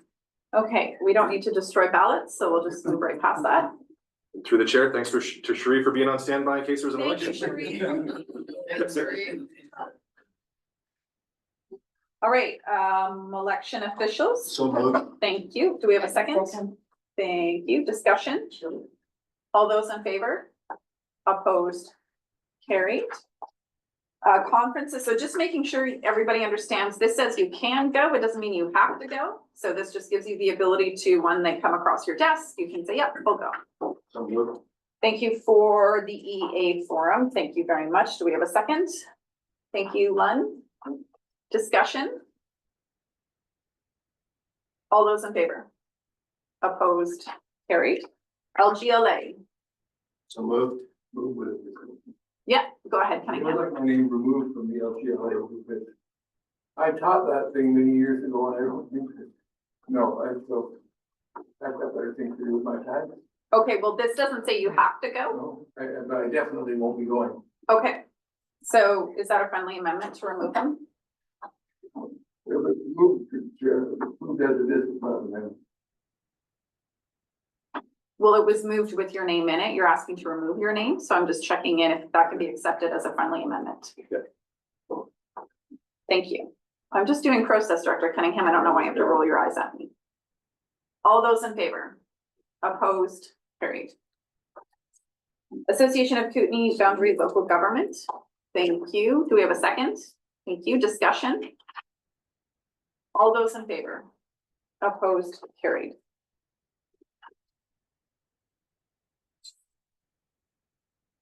And the next one? So moved. So just making sure we're not losing track, this is to authorize Stuart and the CO. Or, sorry, so everyone knows what motion we're on. Sorry, Chair. That's okay, this is to authorize the CAO or the CO to attend AKBLG. It's been moved, second in discussion. All those in favor? Opposed, carried. And FCM. Thank you, Director Main. Do we have a second? Thank you. Discussion? All those in favor? Opposed? Carried. And again, that the board authorizes the CAO attend FCM. Thank you. Moved and seconded. Discussion? All those in favor? Opposed? Carried. And UBCM. Thank you. Moved and seconded. Discussion? All those in favor? Opposed? Carried. And so the board authorized CAO and the CO to attend. Yes, thank you. Thank you. Discussion? All those in favor? Opposed? Carried. You look like you have a question. I do. Yes. And for clarity from the chair, this process that we just went through, I understand it completely. But for clarity, there may be some other conferences, that sort of thing, come available. And I believe that within our expense program, we have an allowance that we can use that's available for that sort of thing. Do you still need to come to board for permission to use that allowance? It's just a process question. Yeah, well, in budget, we'll review if we're continuing that. That's always an annual question. And if it does continue, you don't need board approval. Sure. The chair, you don't, unless you wanted it to be paid for the general fund. If you're using your rule allowance, then no, we don't require that. Okay, because I was unsure and I Yeah. may be using it for shares. Yeah, no problem. And it will be a rule budget discussion, which doesn't mean we'll continue it every year. So we'll get to discuss that when we get to budget All for right, rule. thank you. Jackman? If I might, a twist that we've used sometimes is Kofi, allow allowance for one night accommodation and attendance registration fee for mayors, but not for EA directors. So sometimes we've been able to shuffle that allocation to get an EA director there without tapping into other money. So there may be the occasional time something may come to board where we're being opportunistic, but that's pretty rare. Yeah, thank you. You can also throw in conferences where they want you there, so they offer, like LGLA's asked me to speak, so they'll help cover some of those expenses. So although LGA will be covered anyways. Thank you. All right, we're on communications, 4.1 and 4.2. Does anyone want to pull either one of those for discussion? Vandenberg. I do, but I can't remember which one it was. I believe it's the first one. And I'll leave it at that for now. Okay, well, if you want to speak to it, go ahead. So it's saying that thank you, but no thanks, in terms of the funding. So what does that mean for us? What is that? How does that affect what we're trying to get from that request? I can speak to it from the EDMA working group, the advisory committee that I was appointed to, did reconvene yesterday, was the first meeting post the election, which was why I wasn't at joint. And I did raise this question related to specific aspects of new requirements. So I am raising it there. The other option is we continue our advocacy. In that committee, we have connections to all the other regional districts, and we're all carrying the same message. So my recommendation would be that from an advocacy perspective, we continue this advocacy and we work with other regional districts who are also advocating for the funding. And the piece we've actually added in, thanks to Dan providing his insights on this, is that that funding cannot be always like a long onerous application, because he is spending so much time in grant applications right now. So I just wanted to add that note to it. Thank you for that, but does your note then cover off specifically, does not provide funding for emergency management coordinator roles? It hasn't been Did you answer specific to that. question in your eloquently nice way? No, I was in the committee I'm in, I'm referencing all the new aspects and how burdensome it is and how local taxation cannot cover that. I haven't been specific to that. The committee terms of reference action stipulated we're not supposed to reference funding. And I've been going outside of that. So it's one component is what I'm saying is like, I'm not dropping that advocacy piece in that role, but I would also continue the advocacy as a board and work with the other regional districts that are having the same concerns. So, and if I may, my final question, I promise, during our budget deliberations, are we going to address the shortfall for the emergency management coordinator role? I think it says to me that, sorry, but no, but try again. I think what we do is we get a motion to direct the chair and any other, the CAO, to continue the advocacy piece. When we get to budget, we have to deal with the real numbers. The advocacy is separate from that, but we continue that advocacy. And if that's a motion to do so, or what's the best way to, I mean, they're saying to continue regardless. We can take that as direction. So we would just continue that advocacy. I doubt they're going to change their mind by the time we have to review the budget for this year. But I've heard that, executives noted it. So I think we can talk about different ways of doing it. I don't think we need a motion because we already have it in the queue. Does that work? Yeah. Okay. Further discussion on that one or the other correspondence? On the second one now? If needed, generally we don't have to discuss these, but if you want to, you can. So specifically for those of you who are really paying close attention to the Columbia River Treaty, they're indicating that on a federal side of things, they recognize that the restocking of the salmon program is important, but we don't know what that means in terms of funding and dollars to be able to support our First Nations level. Is there anything further that this letter doesn't say that I can be aware of? The main thing, Stay tuned. the main thing we can indicate, because this is public information, and I'm looking at my two fellow colleagues on CBRAC and the LGC, is that 1 million acre feet is designated specifically to salmon restoration within the agreement before the treaty. So the way the treaty works is you have 15 million acre feet, and it's designated to certain aspects. It was predominantly flood risk management and power. The agreement in principle currently has 4 million acre feet designated to ecosystem function. And additional to that is 1 million acre feet specific to salmon reintroduction. And so they've designated flows to address that. So that's the additional piece of information I'm aware of, McLaren Co. Thanks, Chair. Just to clarify, that's in the agreement in principle. That's in the agreement in principle. Yeah. Yeah. Jackman, who's also on CBRAC, which is why I'm going to him. And it'd be short-sighted to think there's not also gonna have to be some cash for that, because as you saw on the US side with the sturgeon, manipulating flows solved part of the problems, but they needed to do real works, in-stream works and other things to have an effective recovery program. Kootenay's gonna require the same, or salmon writ large, because it's the whole loop. I'm sure there'd be some money, but we won't see that very really. that's all still under discussion. Yes, and I did send this to the local government executive director for the Columbia River Treaty, this response, because it also came through there in terms of the request for advocacy. The only additional note is Kootenay is not a part of that because they're not in drama.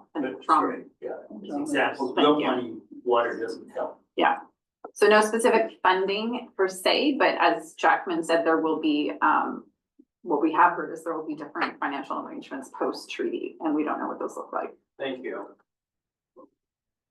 Yeah, Would it be appropriate to also note the pulling of funding from Kootenay? no, not at this time. I don't want us to get down a treaty conversation at this time. It is a really important one, and I don't debate that, but that's a whole other conversation. I'd just be cautious of. It's not a correspondence on here. But do note the public information session, December 19th. They changed it and that was circulated to everybody, so just note that. Okay, accounts payable, any questions? Weatherhead. Thank you, through the chair to staff. I just, questioning sundry vendors, what are we referring to? Is it just a combination of sundry vendors or is that an actual? Through the chair, mainly it's for our wood stove program. It's for refunds through the rec center for passes or programs, things like that. So it's kind of one-off payments for vendors we don't actually set up in the system because we don't want to go to that effort to do something for a vendor that we're never going to use again. Yeah. Okay, further questions on AP? All right, bylaw 2786. This is a bylaw to amend Area C. We would like to make that motion, Vandenberg. Clarity, first of all, Yes. the recommendation from staff is, according to the report, is number 1, and that is not to take any further action on the particular bylaw. I don't know what that means. That means that we are, because the option 2 is to amend the land use bylaw and give it third rating. So I'm unclear as to, and that's where I want to go. You move the motion you would prefer. So am I correct that no further action means no go? It means it doesn't go anywhere. They'd have 6 months before they could submit another Understood. application. Thank you for that. And so I'd like to put forward that electoral area C comprehensive land use bylaw number 2786, being the bylaw to amend the comprehensive use bylaw 2317, be given its third reading. And Do you have that, Ange? continue. Yes. And I just want to check with staff for a quick moment. Do we have to include other language on that if we're going to third reading? Does this require a public hearing? We already had a public hearing. Oh, my bad. Okay, thank you. So we're good with that motion? I will second it. I have a question. Okay, seconded. You want Go me to ahead. continue reading Oh, it wait. full? Because Stuart. through the chair, if Director Vandenberg moves this motion as it's written in the report, there is no discussion because it's being adopted. Oh, So thank I you. just want you to be aware of that. Thank you for that. So can you hold your motion? Sure. We'll allow discussion and then we'll come back because we don't You discuss bet. adoption. Thank you, Stuart. Gary, Jackman, sorry. So long as you say Gary with 2 R's, I don't mind. Actually, yeah. CEO brought up a really good point the other day in conversation about moving to public hearing. And where that, in the mind of the public, the taxpayers and the applicants, may signal that we now will put greater strength on the public. And to me, that kind of said that we know that there's a path within our land use planning, that kind of realm, where this could be acceptable, but now we're putting it to the public, where the greater strength of the response will come from. And the words in good faith were used, and whether that applies here or not, I think in good faith, we put this to a public hearing. 0 attendees, a few letters, I read them all because it was easy. And they seem tangential to the actual land use.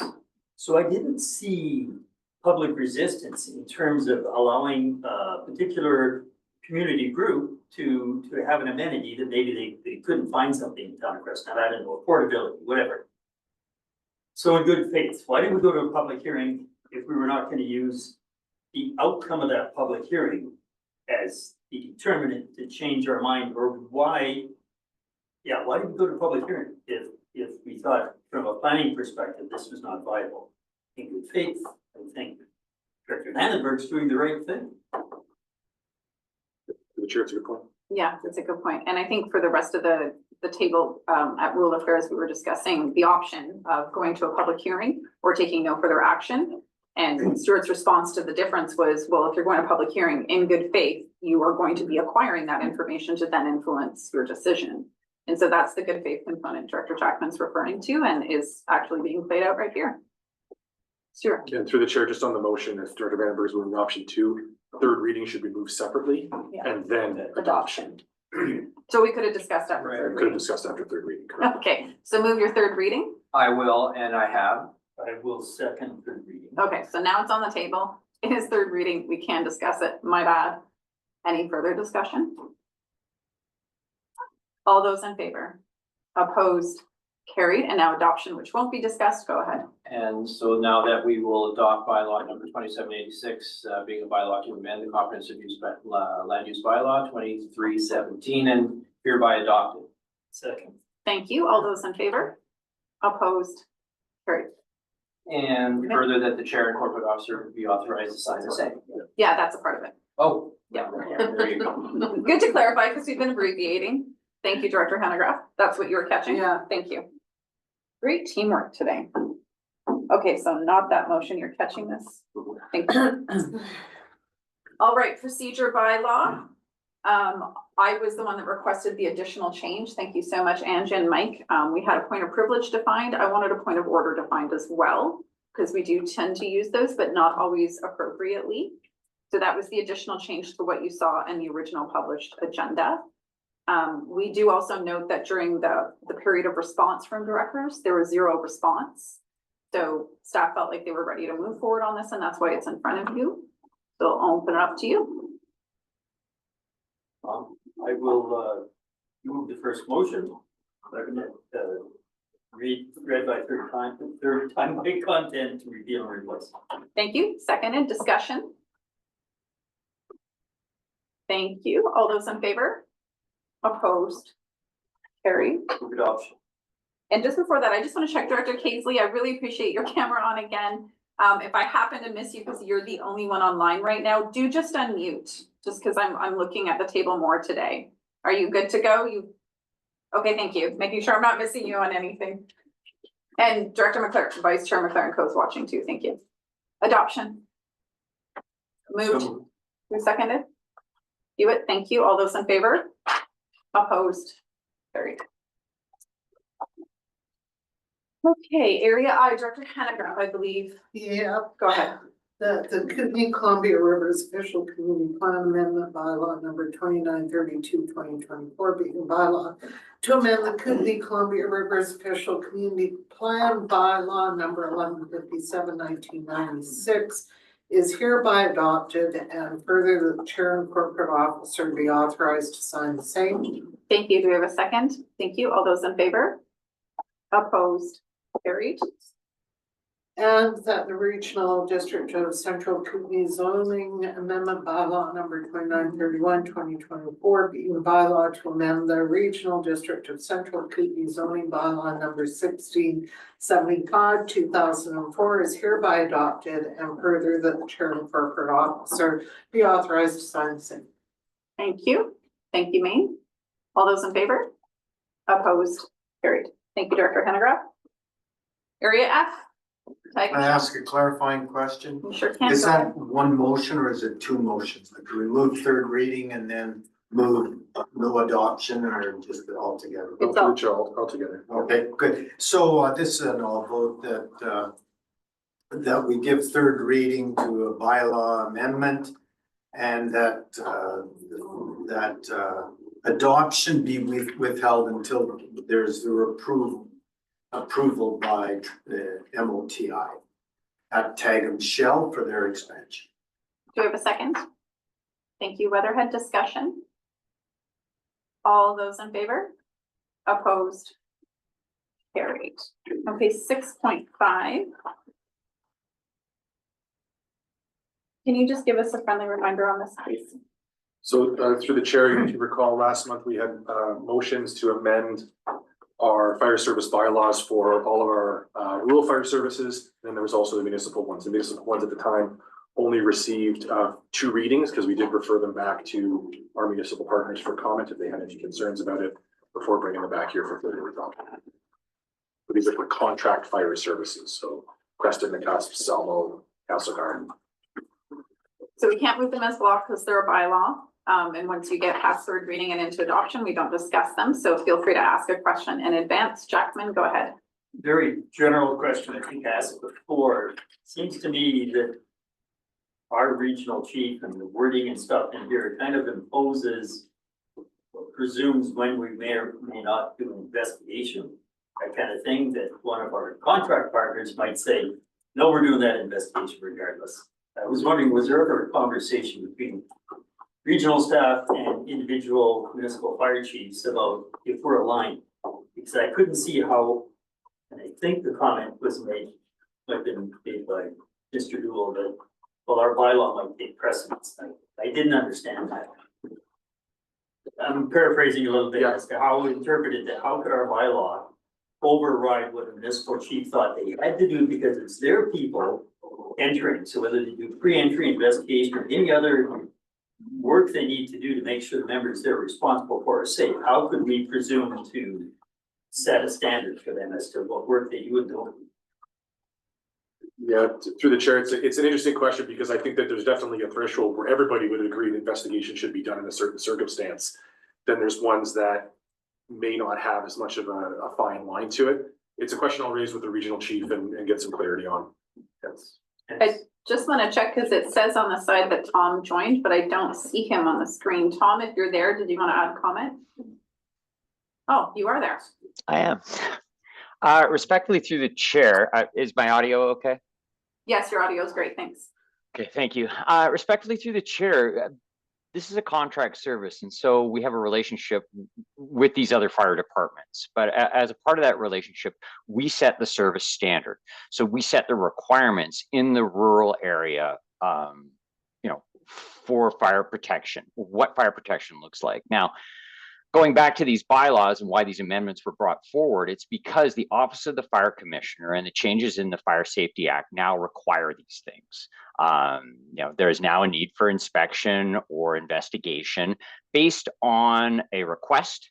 So either by request or by complaint in certain facilities across the regional district and in the rural areas. We were told by the Office of the Fire Commissioner we needed to make these changes by roughly the end of October. We've asked for some further time to consider these things, but ultimately we're going to have to do this at some point. Ultimately, every piece of fire regulation owned by local government, either as municipalities who are already doing this, or by regional districts who are now required to do this, will have to have these amendments added to them. Yeah, go ahead, and then back to Jackman for supplemental, then Cunningham. Yeah, through the chair, I think that Tom spoke very well to the regulatory side of things.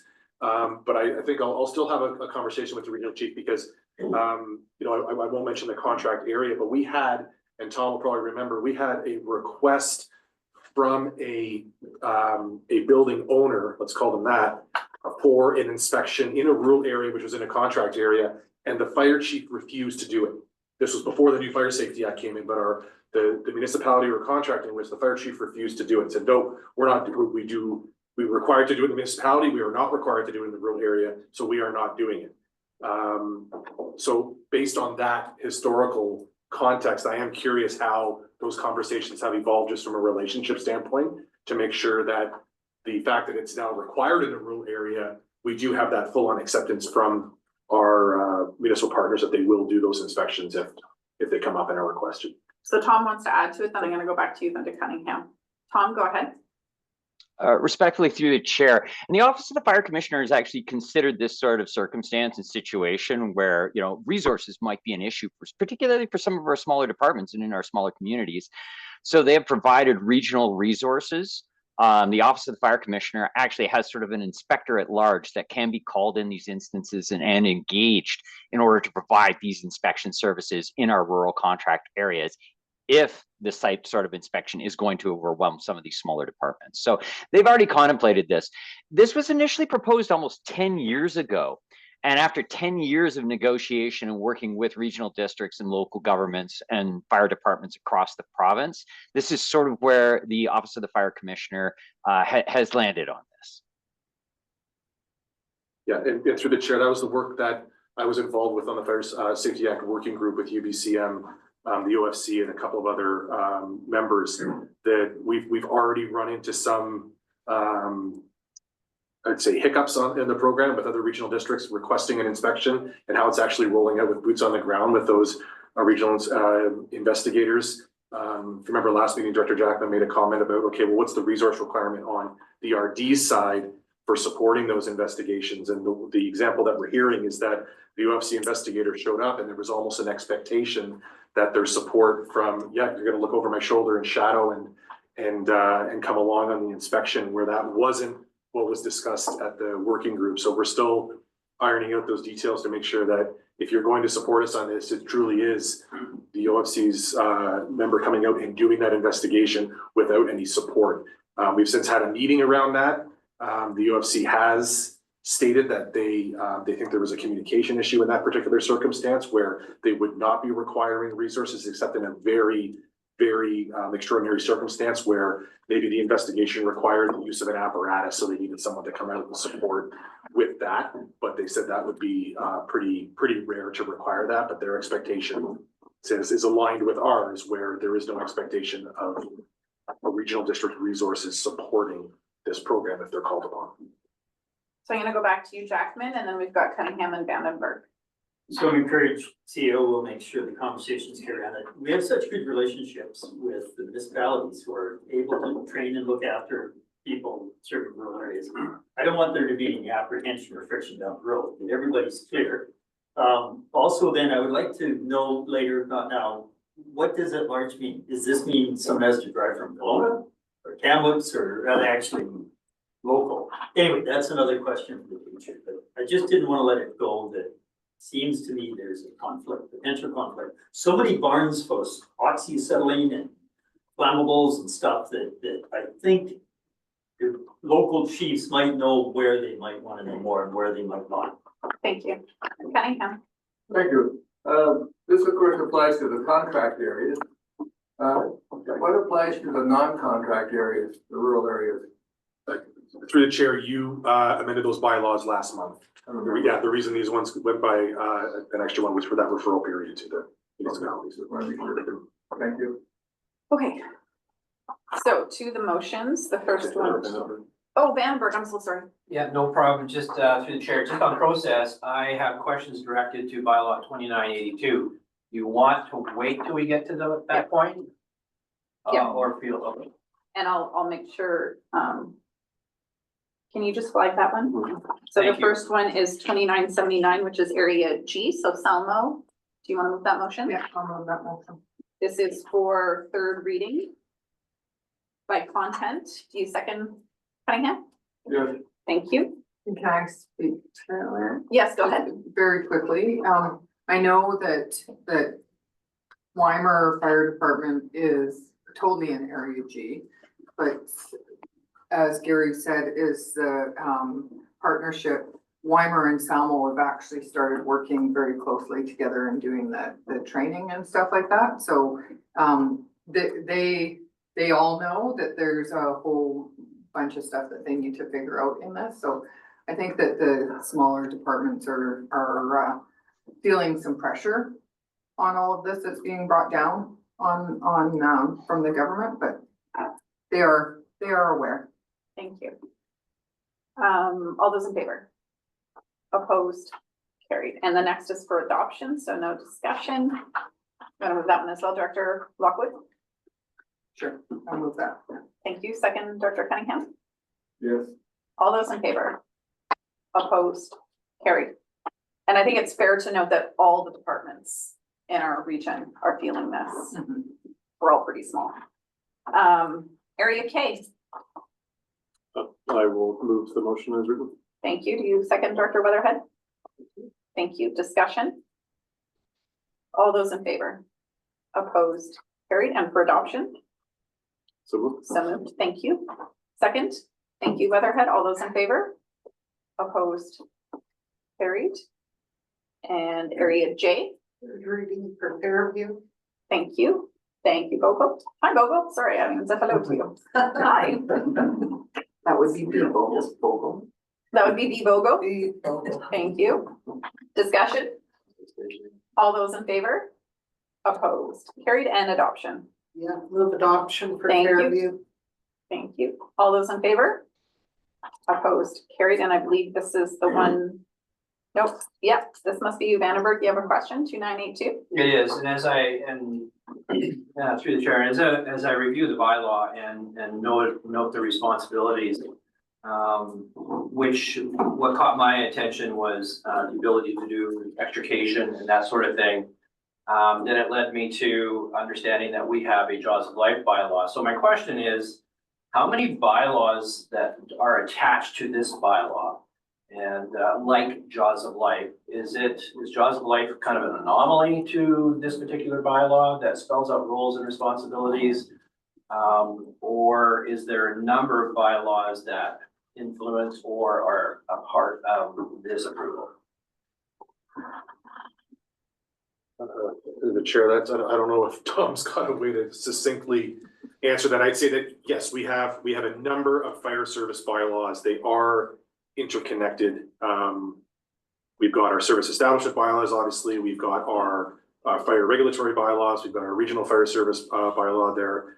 You know, Jaws, I'd say, is definitely an anomaly because it's an outdated term that we're trying to change as we amend that. So as we're working through some bylaw changes for that service in Area A particularly, and I think as we move through that, we will start to rename the bylaws and define them appropriately.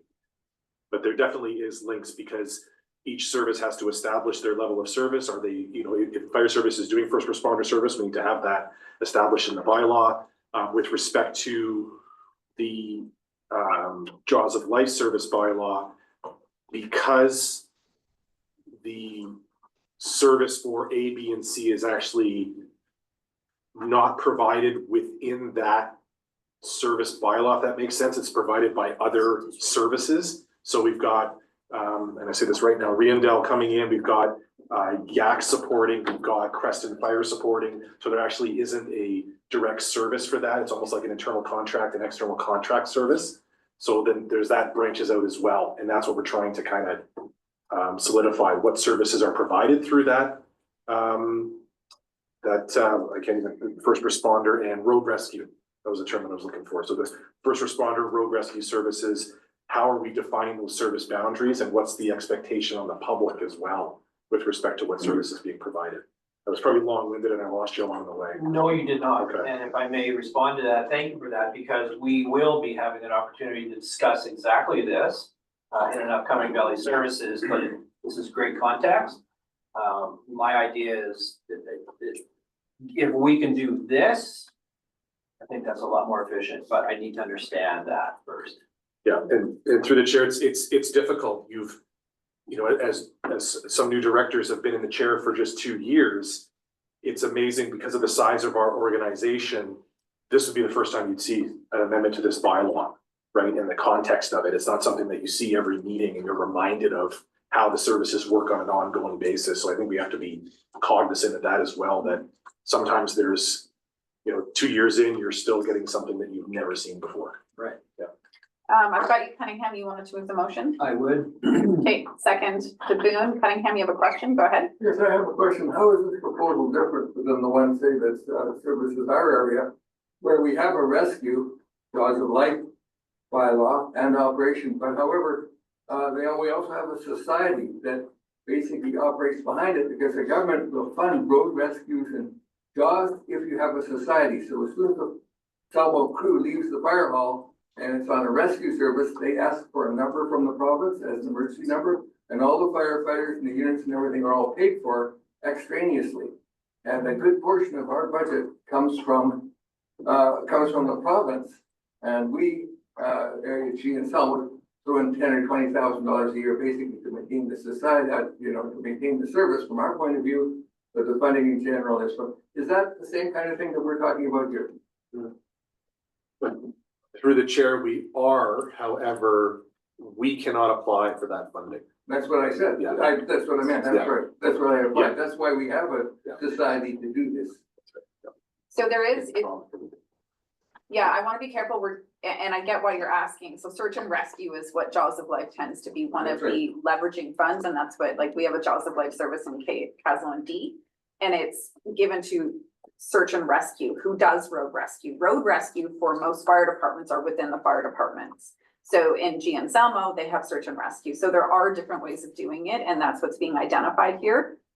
We do have to be cautious because that is not what we're doing with this motion right now, but we can flag it. And specifically with Crescent Valley Services, by all means, you have a great committee to dive deep into how that works in your area. They are done differently. And if you have a search and rescue society, there is other funding available to them. So on the motion. Further? Okay, all those in favor?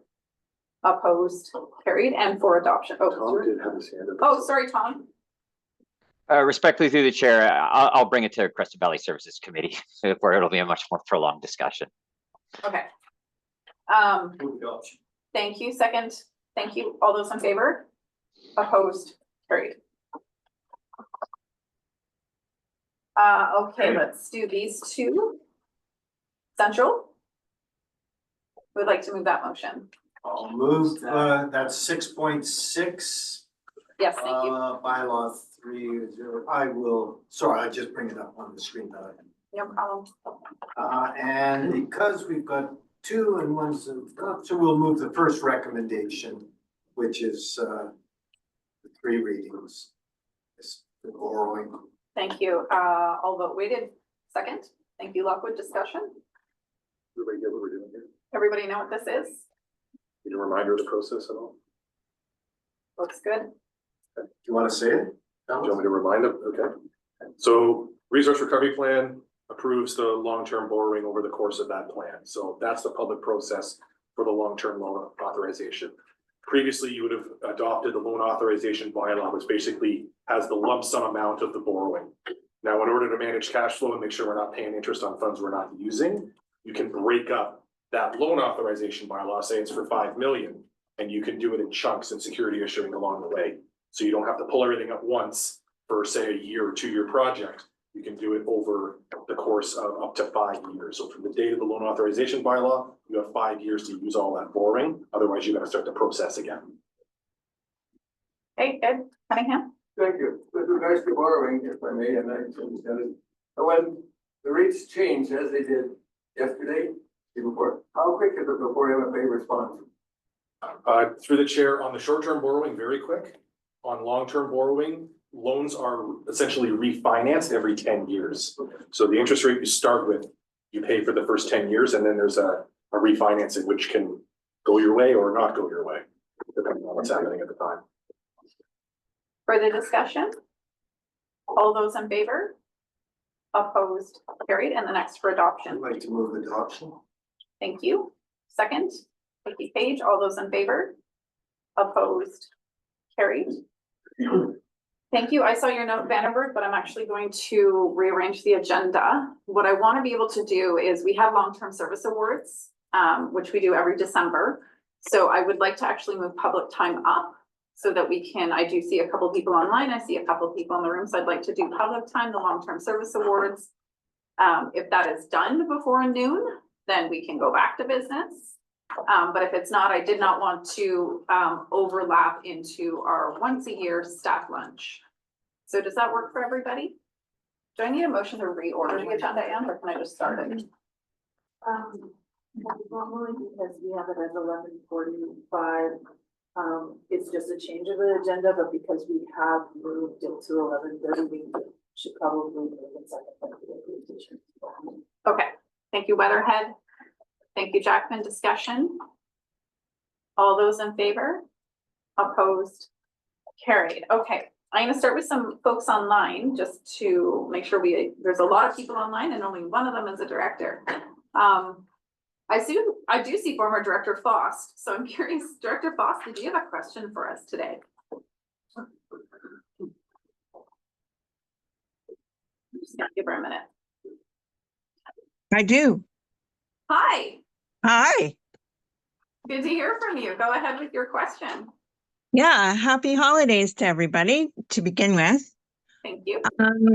I am curious about bylaw 3006. I think that was a number that you just read out. And I'm wondering if the adjustments at the Nelson transfer station are to absorb part of the incoming recycling from areas E and F.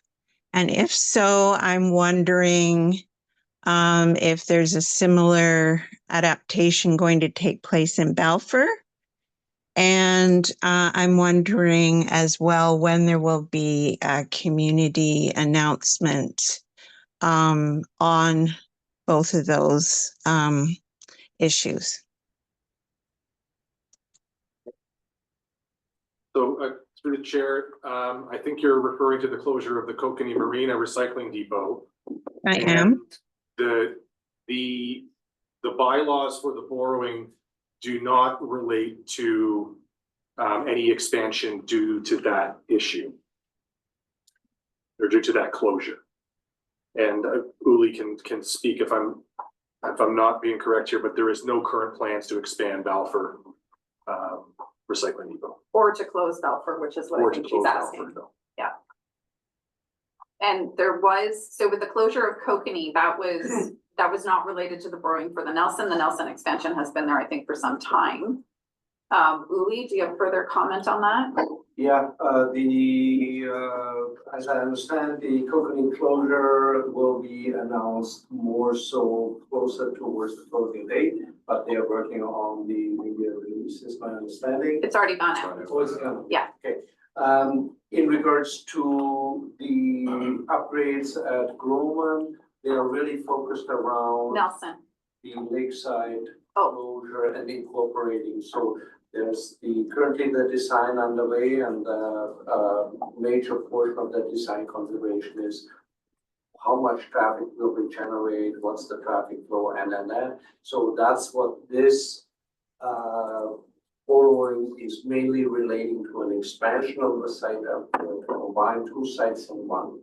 Get rid of what currently is a satellite depot and have a single core depot that we get then accordingly the funding for through second. Did you hear that, Ramona? I did, and I was just asked, I just have to ask what is the adjustment to Groman, or why was Groman in the question? I was specifically interested in where the excess from Kootenay Park Marina is going to go and how it will be accommodated, seeing as Balfour has already been on overflow many times. So the connection between Groman and the expansion of Lakeside, I think, was where that got lost a little. And we're yeah. Go ahead, Julie. So the closure of Kootenay will have a minor traffic impact, likely to Lakeside and to some lesser degree Balfour, we assume, but the traffic numbers are not in a way that we feel is not manageable on either of these sites. Should there be any traffic concerns, then we will come back to this group and have the discussion about added hours at other facilities. Like I said, the borrowing is simply around combining two larger facilities with a significant cost savings overall to be at a single location. Thank you. We're going to keep going on public time, Ramona, but there is quite a bit of past on this in terms of, we just had an efficiency study, and the closure of Kootenay was one of the recommendations that came up a while ago. And so that definitely is more information that you can discuss with Director Graham, alternate Director Smink, or send us a note. We'll give you all that other information as well. So are there other folks from the public or the media online that would like to ask a question? You can unmute.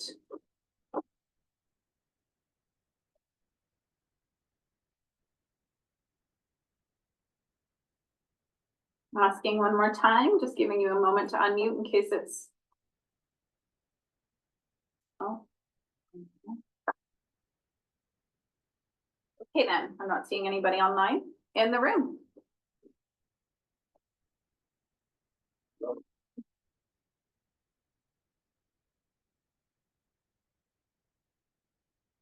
I have roughly 2/3 of a page of text here, which I want to read. in its You have entirety. 2 minutes. Background, it may or may not, but anyway.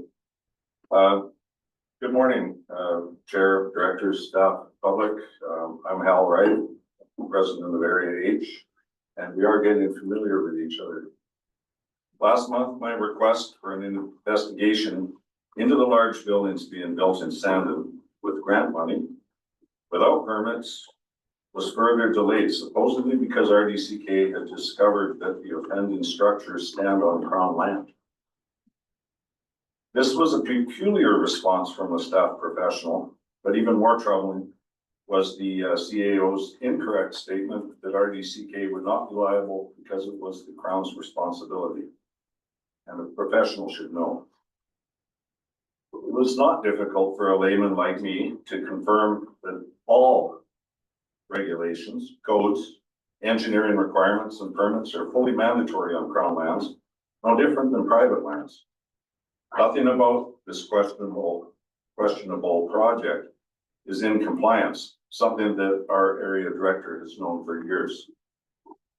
On Monday, RDCK staff finally posted stop work orders on 2 of the 4 illegal structures, and we are thankful for this. It's a hopeful sign of progress.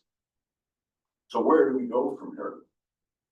How was it ever possible for it to reach this point, especially when it involves large amounts of public money and blatantly obvious fraud? The remedies are plainly obvious. They are already defined and prescribed, and RDCK must now pursue them. My community and I can help guide RDCK to take the appropriate actions if RDCK wishes to stay out of the courts. And this is a sincere and genuine offer. The reason this debacle has ended up at the board level, and I sincerely wish it hadn't, is because our representative has failed to address the serious issues which have led to this outcome.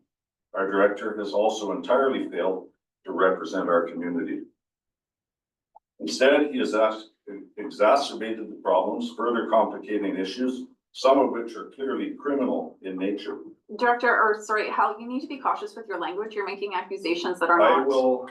I'm not accusing anybody in here of criminal. You are, but you there is just did. criminal. No, You I'm just not. did. You want me to reread it? You just accused him of fraud. I did not. Continue, be cautious with your language. I have this in writing for you to receive after I'm done. The chairperson and CAO have also neglected to address the issues of our director's misconduct when brought to their attention in the past.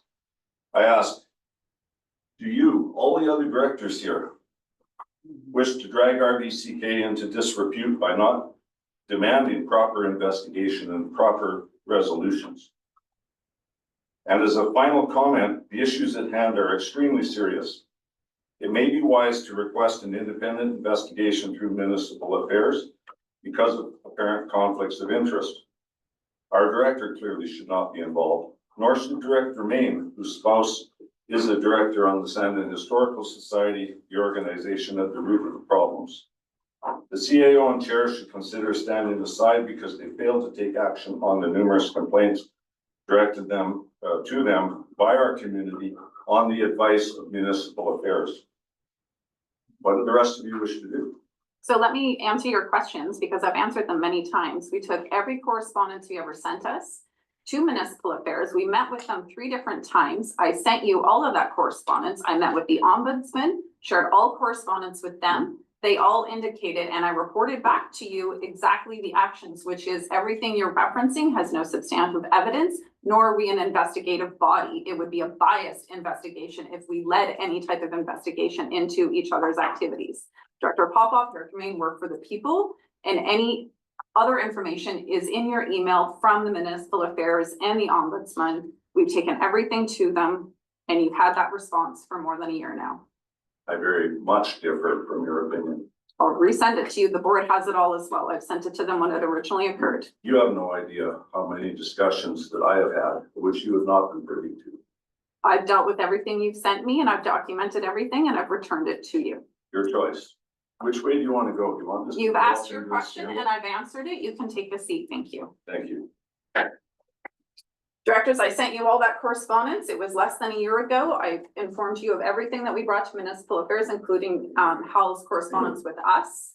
I reported to you on that. I shared it all with Director Popoff, and municipal affairs had no further guidance for us, nor did they indicate we had to take any action, as there was nothing indicated to take action on. So if you'd like me to recirculate that to you, I'm more than happy to do that. I'll include Hal, so he has it as well. Thank you. Are there further questions from the public? Anybody else online with a question?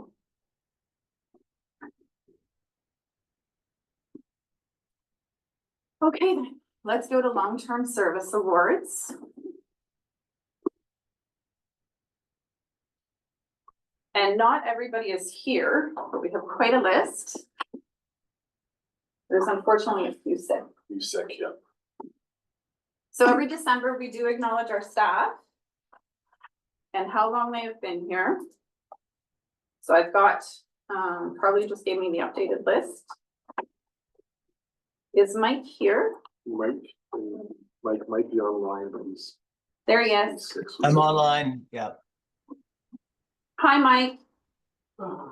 Hi. So you've been with us for 15 years under corporate administration, although that must include resource recovery as well. Correct. Yeah, that's where I remember you from the beginning. So thank you so much for your 15 years of service. And I'm sorry we can't shake your hand here and get a picture, but I hope you feel better. And again, thank you very much for your service. Thank you. It's the great pleasure of my life to serve the RDCK. Thanks, Mike. The next one we know is in the room. Pixel 7. Just kidding. Angela. She was on the computer yesterday as Pixel 7, so now that's her nickname. So Angela, 15 years with us in corporate administration. Thank you very much. You do incredible work to keep us on track with all of the rules, and especially as the rules change, so thank you. Not so official. Oh boy, and look, now he's gonna get our pictures. Like that.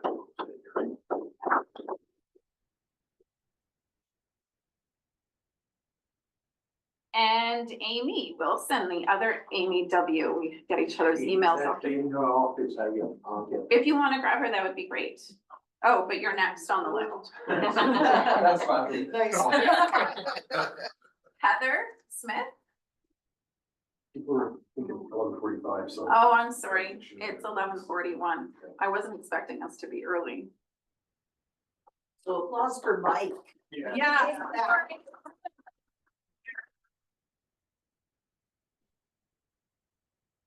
Okay, I just saw Brian connect, so let's see if Brian is there. You want to turn on your camera, Brian? Hi. Everybody see him up there? If you can wave for us. Coming in from Brian's over. He has been in IT for 5 years. I believe you're in the Creston area. Yeah, he is. Thank you so much for your 5 years of service. I know I've relied on you many times at odd hours to deal with IT, so thank you so very much. I can't shake your hand, but you are appreciated by all of us for your dedication. Thank you so much. Amy Wilson. Thank you, Brian. Sorry, did you want to say anything? No, I just appreciate working with everybody at the RDCK. It's a different type of job. It's not constantly challenging, but with everything that changes and having to stay on top of all of the changes in order to come up with policies, procedures, and support for everybody it's kind of nice, and it keeps somebody on your feet. Thank you, Brian. Have a Glad great to know we're not day. always challenging. Amy Wilson. Come on up. 15 years. I read these and I think, oh my goodness, we're aging so wonderfully. Thank you so much for your years of service. Yes, that's fine.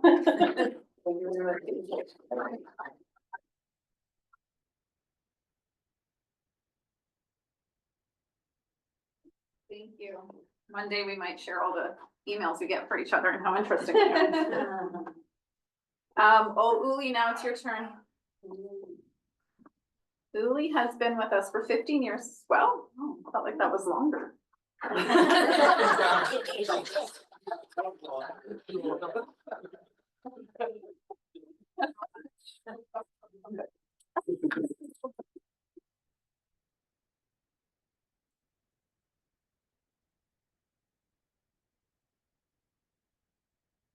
Thank you. We actually have the resource recovery group between Angela, Mike, and Amy, all almost the same time starting the resource recovery. So Ange started in resource recovery too. No, she's a little bit before actually in community services, right? And then you came to us?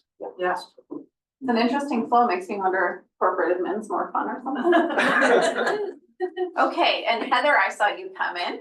Come on up, Heather. So Heather, and I haven't been saying, we assume, we know who everybody is, Manager of Finance, Heather Smith.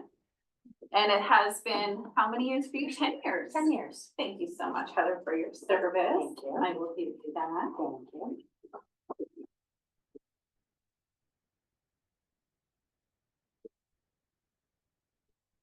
you. Everybody's favorite part. Thank you. Thank you, Heather. And okay, let me just check these off. Mike and Amy, Uli, Heather, Nelson. Is Nelson here? Nelson, are you online? Oh, no. What's happening? That was a good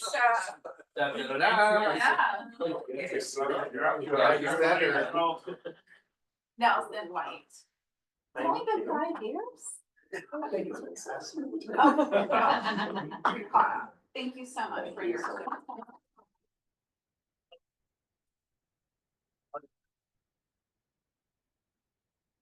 Appreciate you. Thank you. Okay, so those are all the folks that were attending, and now I'm going to read off the ones that are not attending because they are not well. So we have Joe Kiriko, who has been with us for, anyone want to take a guess? 35. 20. 30 years. The life sentence, Chair. Could be.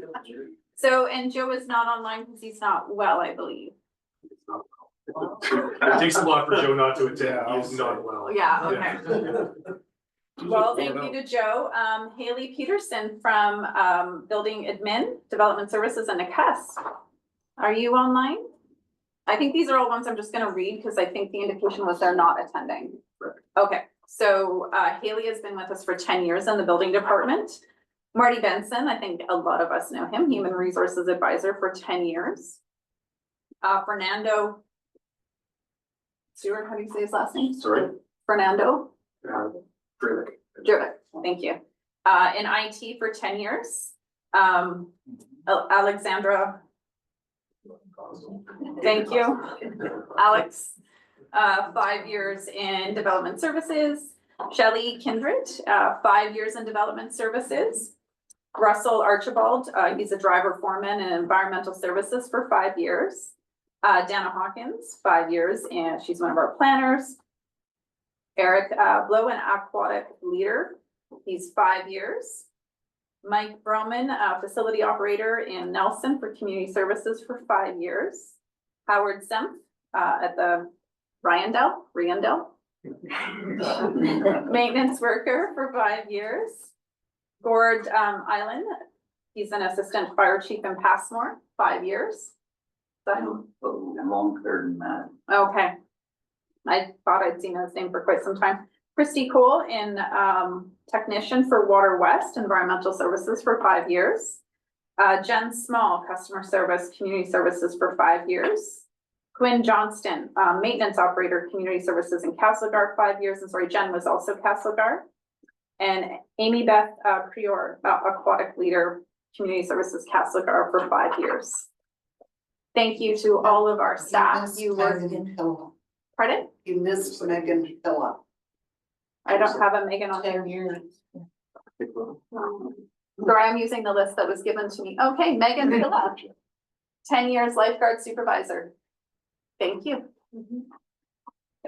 got missed somewhere, but thank you for catching that. All of you.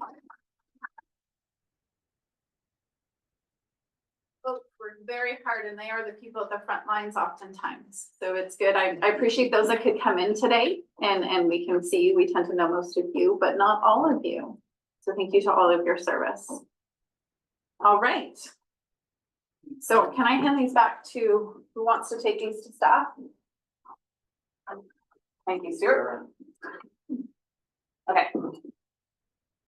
All right, folks, we have 10 minutes before lunch with staff. We can either break now or we can do an item of business. What's your preference? Is lunch here? Yes, it is. Okay, let's break for lunch then. Okay. What was that, Tom? Okay, we're gonna recess for lunch. Sorry you're not here with us, Director Casely. I hope you get to have a good lunch. We'll see you in an hour.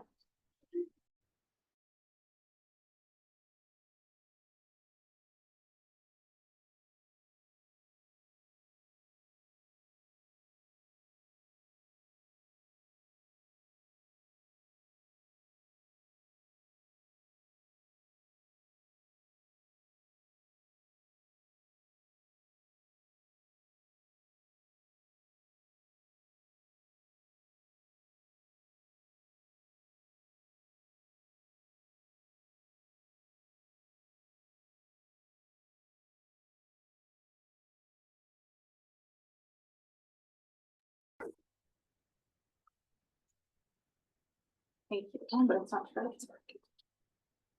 Welcome back.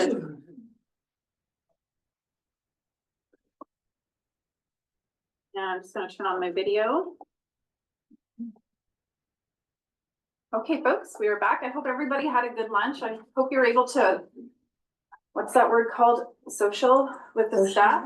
Yeah. And say hello. That word. So we are on item 7.1.1. This is the agreement with Central Kootenay Food Policy Council. And I'll go ahead, Director Vandenberg, what I was indicating. Director Vandenberg has proposed a motion for this, so that's why I was directing this at him. Amendment?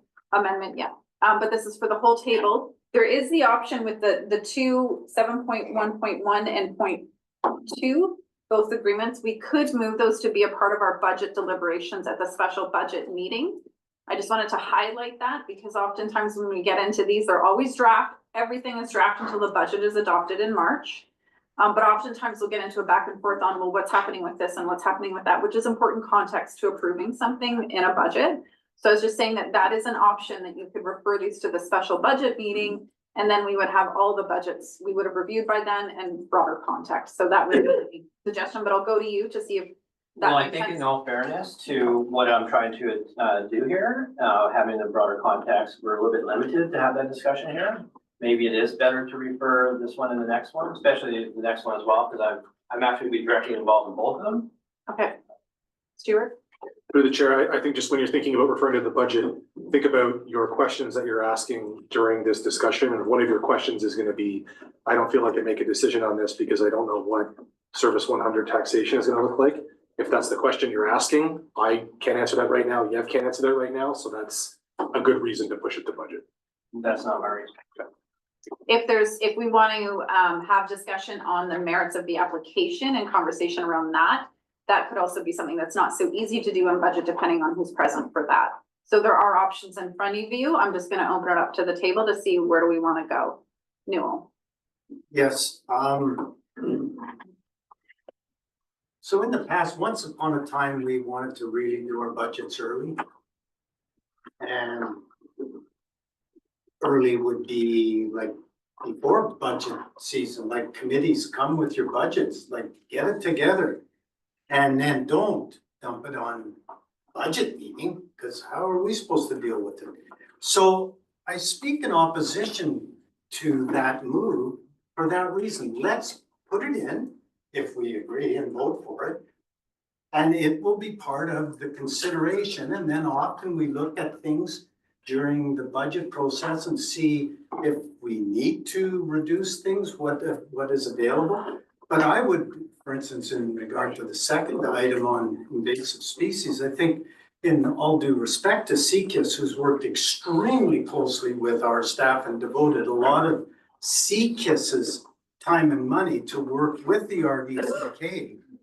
I think that in all respect to that partner, if you will, we should let them know that we've tentatively put the money, or agreed to put some money or the money into the budget. But it's, as we say to everyone, it's draft until it's finally approved in March. So I speak in opposition to delaying that. I think our committee should put forward, I'll not repeat myself. Thank you.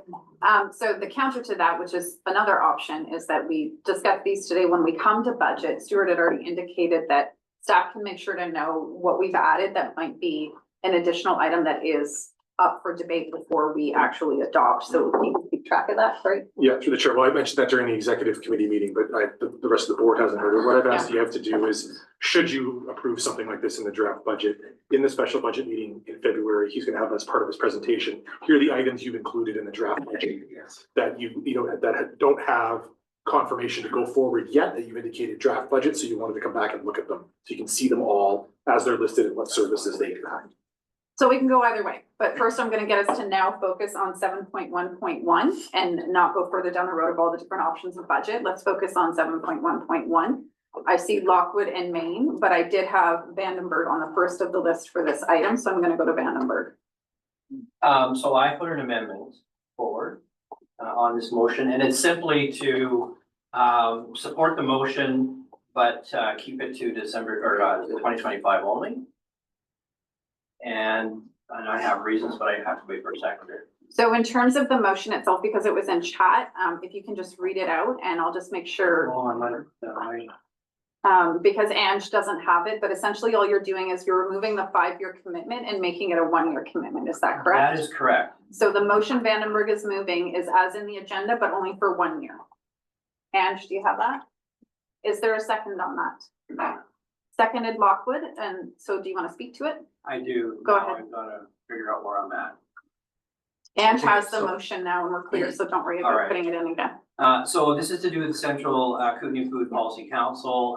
Have been a member sitting in that group for the last couple of years, and the group has been in active since 2017. They went through a time of change. There was not a whole lot of activity for the past, probably in all fairness, 2 years. They're in a reorganizational mode. In May, Damon came and made a presentation for us to consider. As an active member, I was concerned about the gaps that were in there and the parallel activity to, I always get these mixed up, to, what's the other one called? KVFA. KVFA. They're trying to do the same thing. I just want to make sure that they're not overlapping, that they are in fact enhancing one another. In that May presentation, what their objectives for the funding increase talks about focus on climate resilience, water conservation, fire preparedness, and indigenous food sovereignty. All sound great, sound like motherhood statements, but I'm concerned about, is that really where they need to be focused on? Food security, I get. These other things, the motherhood statements, I'm not real sure about. Plus, those are not measurable. And I think that with their objectives, there are some good measurables in there. And now that I sit as one of the members on there, I can be helping with achieving those objectives. And as an incentive, I would like to restrict the funding to the 1 year, keep a close eye on it. Being led by Damon, I have a lot of optimism, but I want to see it first before I commit to a 5-year funding. A couple of those things I believe that they're out of their scope on. One is the whole climate change mitigation. I don't think that's in their bailiwick. In the report, they talked about if we don't do this, there will be some suggestions that there'll be some cost implications, but in the report, they don't even address what those cost implications will be. And so I guess I'll leave it at that. I want them to succeed, and I'm going to help them do so. Okay, great. So we have quite the speakers list, and again, directors, we did really well this morning. We are now in the crunch time, so I do apologize when I have to tell you to speed it up. I don't like doing that, and I am also trying to get us through everything. So my apologies in advance, and thank you for being succinct. Lockwood, go ahead. You can take my name off because the question I was gonna ask, he answered. Okay, great. Can I just clarify, Chair? So what motion are we debating? So we moved the motion as in the agenda, the only With a thing period at it. for 1 year only instead of 5. Okay, so that's, what are we giving them 30,000 for this year? For this, for 2025. Okay, thank you. So back to the speakers list, Maine. Thank you. I was going to move that we, commit to that $30,000 and keep it in the 5-year plan. I think it's difficult for an organization like this to function and to plan when they only have money for 1 year. So that concerns me, although I do hear Director Vandenberg's concerns and his commitment to work with them. And implied that he would look at a longer term if they kind of got their act together. So I just want that to be noted. Thank you. Weatherhead. Thank you. Through the chair, some of my concerns are along the lines of what Director Vandenberg has spoken of, and also they talk about outdated tools and resources and food directory limitations and to do with their mapping. And I just funded our Grow Arrow Lakes to provide the mapping for our area. And so, this is one of those organizations where I feel like the greater benefit is to the broader RDCK, whereas in my case, it's kind of like I'm supporting the same thing twice, which I'm in 2 different ways, which I feel like what we're doing in our area is really more, very designed for our area. But anyways, there's a real overlap in there. So I have troubles with this one as to my thinking, would this not make more sense to be funding the areas that it most serves? So I think from can I go next? Sure. Thank you. Because it's really good points, Director Weatherhead. What I want to first articulate is the Central Kootenay Food Policy Council is a regional based entity. That does not mean that sub-regional or by area specific projects do not also occur. Anytime those are occurring in my area, I'm always being very clear, if this funding is for anything that's being replicated, I review that and I bring that to their attention. With the Food Policy Council being a regional entity, we cannot tell them to be only specific to certain areas. And so the policies go all the way from, they're not necessarily besides land use local, the policy issues oftentimes are provincial or federal, depending on what the food policy is that they're looking at. And so that work is never based on a one region area only. That is policy work. And that's where the difference between them and KBFA, which is on the ground farmer support, meaning you got an irrigation problem, you got a pest problem, that's what KBFA does. So they're very distinctly different. What I wanted to say in regards to the Food Policy Council is we were the initiating body for them because of the agricultural area plan.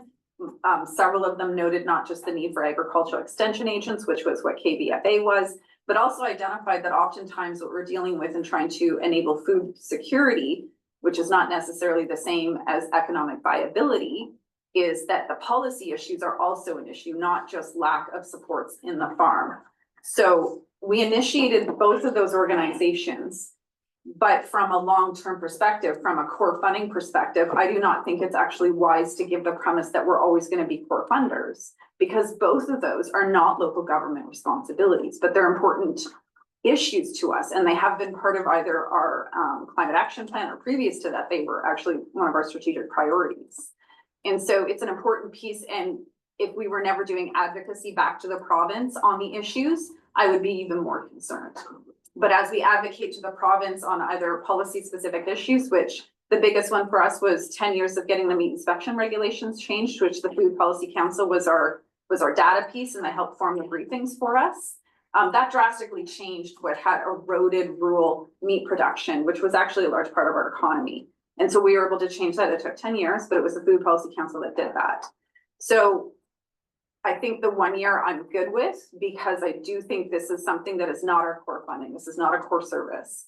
It does help them leverage, and I would encourage, if we go this route, to really get them to look at how can you find core funding that you can rely on. No nonprofits generally have that, unfortunately. I did have two questions though. One is, they indicate that the agricultural area plan would be one thing that would be updated, and that is not in our work plan. And I don't know where that lands for an external entity we're funding to make that note. How does that work when an agricultural area plan is very much like our planning documents? So that's through to staff. And the second question I'll go ahead and add in is, would LGCAP funding, would this qualify for that? And I'm looking at Paris or Sangeeta, so go ahead. Thank you, through the chair. I can respond first, but the egg plan was created prior to my time, so Sangeeta might have additional comments. The egg plan, it is more than a decade old, and what Damon is highlighting is that it is outdated, and there is an opportunity to update it. He did recognize in the conversation that I had with him that it's not his document or the Food Policies Council, so it would be an opportunity to work with us and say, is there something that the Food Policy Council can do to support the updating of that document? So it requires a further conversation with us of whether or not that's an initiative we want to take. But more, it's just flagged as a guiding document for our region that is outdated, and they could take a leadership role on it. The second question regarded to LGCAP, yes, as a 1 year funding opportunity, LGCAP would be a source. We were reluctant to put it as part of the 5-year term because that would be a substantial portion of LGCAP, and LGCAP is, as we haven't discussed at the board table yet, but we're trying to support it for projects and one-off initiatives as opposed to long-standing operational items. Thank you. I think if I can just ask that when we do the special budget meeting, if this goes through, that we also identify that that could also be through LGCAP, and then we can review it then. It's just good to know. Thank you. And I think I'll just add that with the note on the egg plan, if it is 1 year, I wouldn't have expectations that we would actually do that, given our current planning work plan is more than full. So I would just note that I'm not going to have an expectation that that occurs if this goes through for 1 year. Thank you. Over to you. Thank you, Chair. I just wanted to say quickly, as the other liaison to the Food Policy Council for the past 2 years, I'm quite impressed with the work that they have done, especially for a whopping $10,000 per year. So I'm happy to support the $30,000 funding, and I appreciate the balance that's being struck by just doing it for committing to 1 year, knowing how difficult it is to fund nonprofits consistently, but that's a good start. So thanks. Okay, we had no one else on the speakers list, so I will ask all those in favor. Opposed? Anybody opposed? Okay, thank you. That passes. Pardon? It was moved as changed, so there's no amendment. So 7.1.2, similar, but this is the invasive species. Who would like to? Director Vandenberg, go ahead. The board directs staff to extend the agreement for CCAS to continue improving regional capacity. Total not to exceed 15,000 plus GST. That'll be a period of July 2025 to 2026. And they come out of General Administration S100. Thank you. In the draft plan. Do we have a second? Thank you. Discussion? All those in favor? Opposed? Carried. And everyone's watching to see if David Off or Hazley show up online, right? Because I'm actually not looking online as much. Through the chair, I do not believe Director Hazley will be back. Okay, thank you, Ange. Okay, so Regional Housing Needs Report. I first want to go to Stuart to explain how the municipalities. So first of all, we don't need to actually make a motion that directs action other than posting on the website. That's the only thing this motion is asking for. So I just wanted to note that, and there was a question about municipalities. But through the chair, municipalities could do their own thing. So for example, there was not the willingness of the board to do anything yet with these reports and refer this, for example, because I know that was spoken about, municipalities could approve theirs via council resolution and meet the deadline of the end of the year.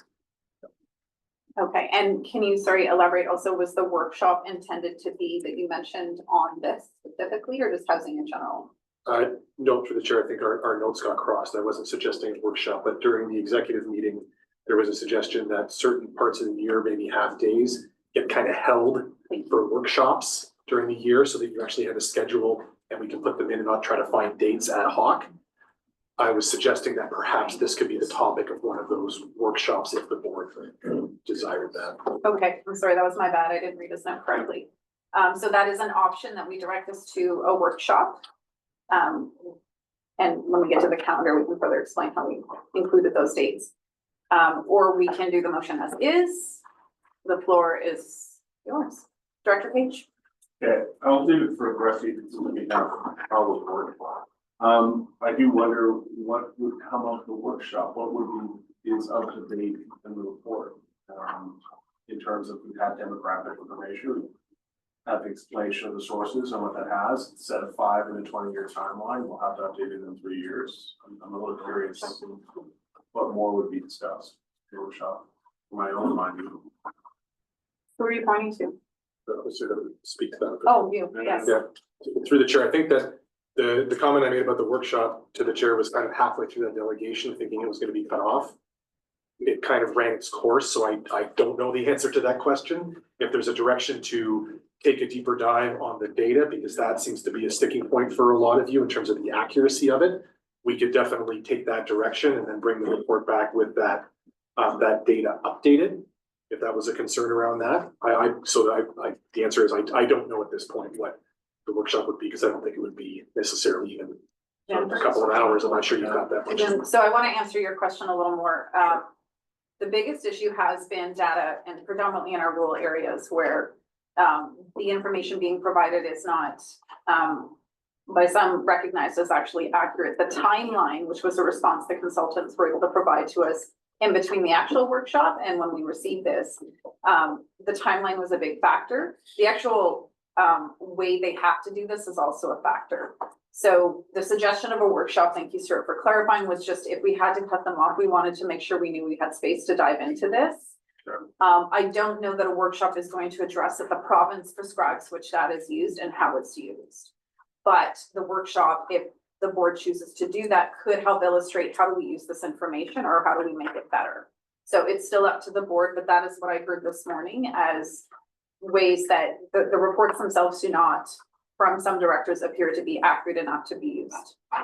So supplemental, and then we'll go through the speakers list to me. Then I would just suggest, if we do end up having more workshopping on this conversation, is some of those data conversations are going to be about, you know, is it Nelson or Nelson and Area E? Some of them wash away when you just pull out a slight amount, and that we focus on what will we be doing with the data on the other side. Like, we can quibble over scale and severity, but I think in a lot of these situations, it's about how action is delayed in implementing changes around land use, around access to pre-development funds, around support for different kinds of density and infrastructure and all of that. And when it gets, and we're in it, start trying to get really, really precise data, when both sets of data at the end of the equivalent comes and tells you really need to be moving more and taking additional actions, or you need to be ensuring other levels of government are moving more and taking actual action. So I think part of a workshop is what would happen once we know that this is truly the need. What will we do about it? I don't want to get stuck too long trying to figure out if it's 19 or 20 people. So we have 6 speakers. Again, the motion for this, you know, give it to that list, 7 speakers, which is fine. The motion for this is just to post them online. There is no action that is being directed out of this other than that. So just keep that in mind as we go through this. So Jackman? Let's just post it online. My thoughts about why would we have a workshop, I'll just hold. It's been discussed already. Lockwood. Thank you. I'm gonna speak against the posting online. I guess my instance is that Village of Town has gone through an instance, as I said, as a report that was incorrect, and we didn't fix it before it got put out there, and now it's coming back on us. And as we have seen, that we have been downloaded on a lot of these things from senior governments. And we're the ones that are having to face this and we need to push back. And I challenge January 1st, what are they gonna do? Fine us because we didn't post this online? All this information, as the chair said, came from government websites. They already have this information about our communities that is their projected stuff anyways. So I would like Salmo to be pulled out of this if it is being posted online. And this is by my whole council. This is not just from me. Because I do believe that it will come back to us at some point where they've already proven that why are they asking for these reports if they're not going to use them at some point against us? And there's communities that are in legal over fighting against these kind of things, so. Thank you. So one of the options, there is no motion on the floor, but if someone moves the option, we can remove any municipalities that wish to do their own process. So that is an option. McLaren Co. Thanks, Chair. I'll echo Director Page and Director Jackman. I've worked in this space in my day job and have for a few years, so the information isn't going to get any better. It's not great, but this is the best we're going to get. So I don't see, if the motion is simply just to post it on the website, I support it. Thank you, Vandenberg. Thank you through the chair. I guess I'm just gonna echo what I've already heard, and I'm not interested in any further workshop. The data is gonna change at some point in time. The work is done, don't wanna spend any more money on the work. And kind of looking towards more of a regional growth strategy now, I think is probably more valuable. So I'll support the motion and its amendment, simply post it and move on to the next thing. Thank you. I think it's good to note that the complete communities, which is just a data analysis to feed into the regional growth strategy, both of those could come back in a workshop form to talk about the combined data. That would be interesting. Okay, DeBoon, Maine, Hewitt, then Popoff, no motion on the floor. And Cunningham, sorry, you're there. I just mixed. You're there. So DeBoon. Okay, there's two common denominators, no matter what the information is in each report. And one is the lack of affordable housing in every community and a lack of new development of housing in communities. I don't care what the information says. Those are the things that have to be addressed. And I would think in a workshop, I would look at how to strategize as a regional district to start to address those. I looked at the 4 recommendations that were presented on the PowerPoint. I can only look at one that's actually actionable. If we just want to advocate for stuff, fine, we're not going to get anywhere. We have to look at what we can do. Where the rubber hits the road is really the next step. They provided us with the information. We're going to let people know this is a problem. They already know that. People tell us that every day. What we have to do is figure out what the hell we're going to do about it and how, because that's what people are expecting us to do. And I think it's critical that we address that in a workshop. Okay. Maine. Thank you, Chair. I completely agree with what Director DeBoon said about what we need to work on in a workshop. I further state that, given how incredibly inaccurate the information about Silverton is, and the fact that Silverton Council has not had an opportunity to see the reports, I cannot support having this information about Silverton posted online. So I would make the motion as written, with the exception that any municipality that wishes to not have their. Can we wait till we're done the speakers list and I'm noting who doesn't want to be involved, posted, and then we'll be able to summarize it properly then? Hewitt. All right, thank you through the chair. Just really quickly, we voted on Tuesday night for posting it on the website made a motion to amend our OCP to be in keeping with what was contained in the report. Great, thank you, Director Hewitt. Cunningham. Yes, thank you, Chair. I would suggest that in fact we put a disclaimer on the information saying, although this information is stated, it's known that there are large inaccuracies in some sections. However, material is posted in the interest that we have some general knowledge of what needs to happen. Okay, I think that's fair. So when we get to the motion, we might include that. Papa. And thank you, Chair. With this report, once we post it or whatever, what is the expectation for the regional district to do by the province and by our residents? Do we act on this report and follow up with a workshop and some action items, or we just post the report and? So there's certain regulations based on Bill 44 that this report will indicate. We just have to show that we're moving forward. A workshop would not do that. It would be updating our OCPs, our zoning, those kind of things. So as long as we've acted on some of those recommendations by the next reporting time, we continue the trajectory we're expected to do. Corey, do you want to add anything to that? Thank you through the chair. I just wanted to add a piece of additional information as it relates to the contract for this work. The contract states that the consultant will ensure that all housing unit calculations follow the prescribed provincial methodology.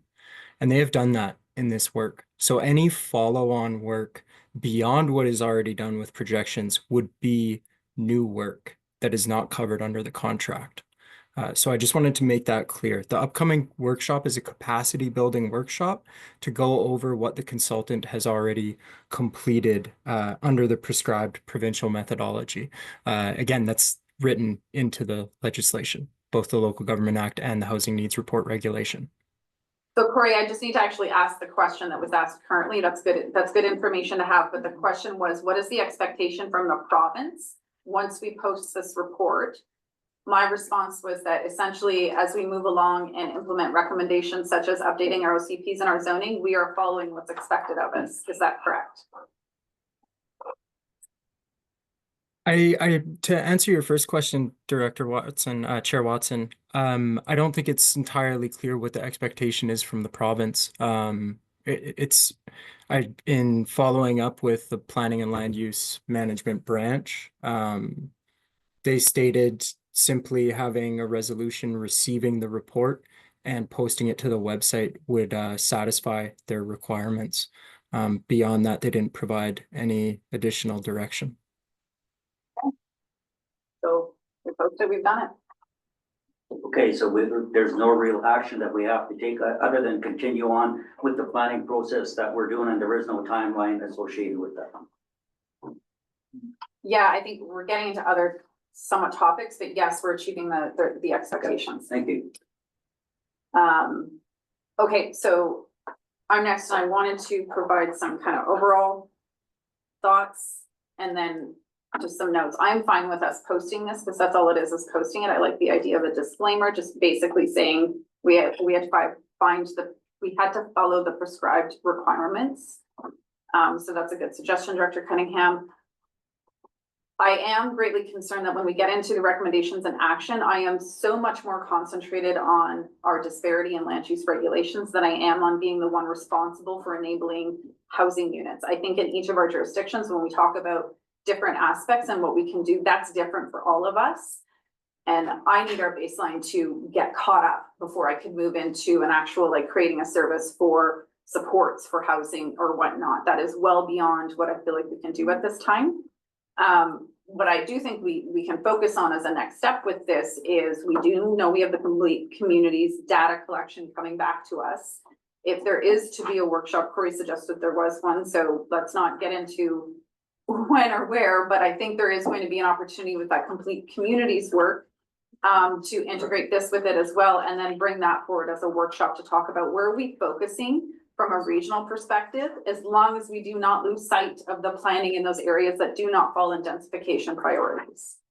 So that's my main thing, is like we're getting pushed into directions while still having outdated backgrounds. So I need the outdated parts dealt with. Again, 81% increase in sales in unzoned areas tells me a lot about what's happening when you don't have land use regulations that is directly causing some of these problems. Yeah, Corey, one sec. Now I lost my train of thought. So I think we don't have a motion on the floor, but I'm going to circle back to Director Main.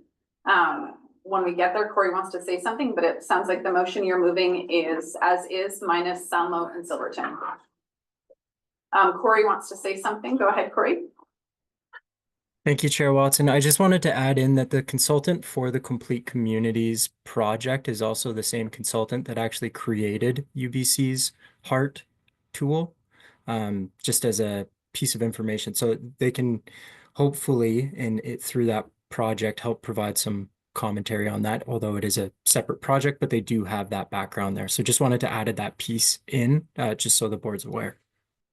Thank you. And sorry, just before the motion, did you say you had a second question, Lockwood? Go ahead. Thank you to Director Cunningham. If we're allowed to actually post the inaccuracies of stating that there's inaccuracies and that we've used the BC government's methodology, then I would put Salmo's name in it, Salmo's report in it, because then it states that the reports in there could be incorrect. Okay. So I'm just gonna check in with staff, assuming we're gonna make a motion that's gonna post these on the website. Can you include a disclaimer? This followed the BC provincial government's guidelines and data as required. Go ahead, Corey. Oh, Nelson unmuted too, whoever. Oh yeah, maybe I'll defer to Nelson. Yeah, Go ahead, Nelson. Is audio clear? Can you hear me? Yes, good to go. What I was going to suggest is whatever wording is put would be done. We'd ask the consultants to provide the limitations of the data and the methodology piece and have them word it appropriately. They're the experts here. They can speak to whatever limitations are in the data piece. And I think they would probably be best able to do that. So, and just to clarify, I believe the reports already include that as, I recall reading that in the report. Can we just ask them to move that up so it's really clear? Yeah, I think that Okay. So then I think you're good to go with the motion, Director Main. Go ahead. Sorry. Let me get to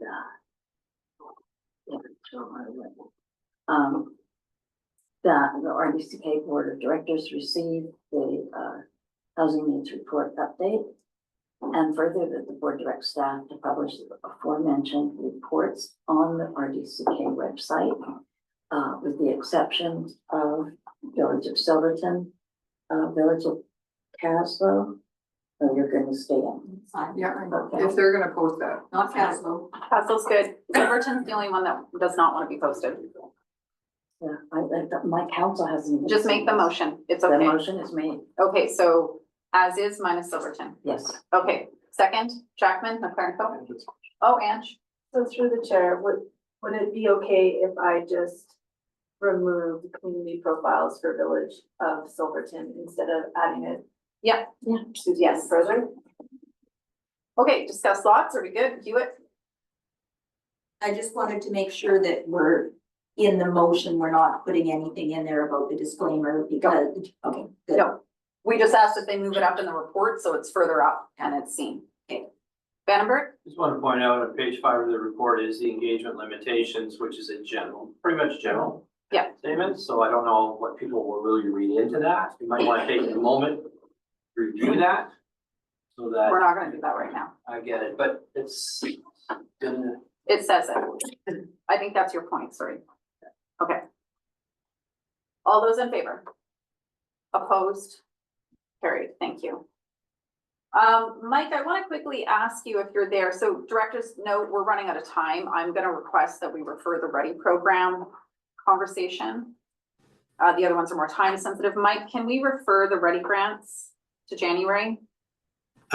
Yes, if you wish, although the recommendation there with regards to updating the policy is timely and should be considered today. So, if we're going to sort of meet the timeline that we've outlined in the report for having all the selection committees in place, really, there's some policy pieces that need to be done. So the broader discussion can wait till January, but even a resolution to bring back those policy options would be appropriate right now to keep us on track for the timeline.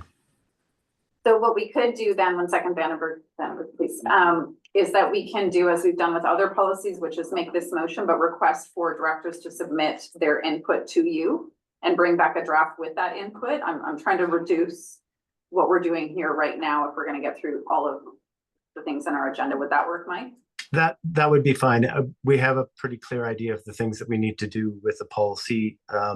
It was included in the attachments there, and you can see that it's, it was put in place 15 years ago, so it needs quite a refresh. So regardless of the input that we get, we'll be bringing back something that looks significantly different and addresses the issues that we've identified with the contract changes in this coming year. Okay, so I'm gonna have Vandenberg first, but what I'm encouraging is that we make the motion, submit our input to staff, and we'll have a broader discussion in January. Director Vandenberg, go ahead. The board directs staff to update the RDCK policy 300-09-07 to do with Columbia Basin Trust. And further that directors be encouraged to provide their input into this. I think we can do the motion as is, and then we'll ask staff to send us a reminder email. Does that work, Stuart? Yeah, through the chair, just that's slightly different what you normally do. Normally you would see the draft report on an agenda, then provide feedback on edits. If you want to have it open-ended where you're providing it in order to create the draft, we could do that. It's probably a little bit more onerous on staff to be able to compile that because they're not working with something to start with. So it just depends how you want to do it. Normally we would bring the draft in January, open up a feedback period and bring back that feedback in February. Did you want a second, Chair? Sorry, get a second. And I think what I would like to see is already have input. I think a lot of us have input. I don't think, and Mike, tell me if I'm wrong on this, but submitting input to you now that is still considered in a draft one that we would review in January and not adopt in January just helps you get it more fine tuned. Yeah, I would agree with that through the chair. Okay.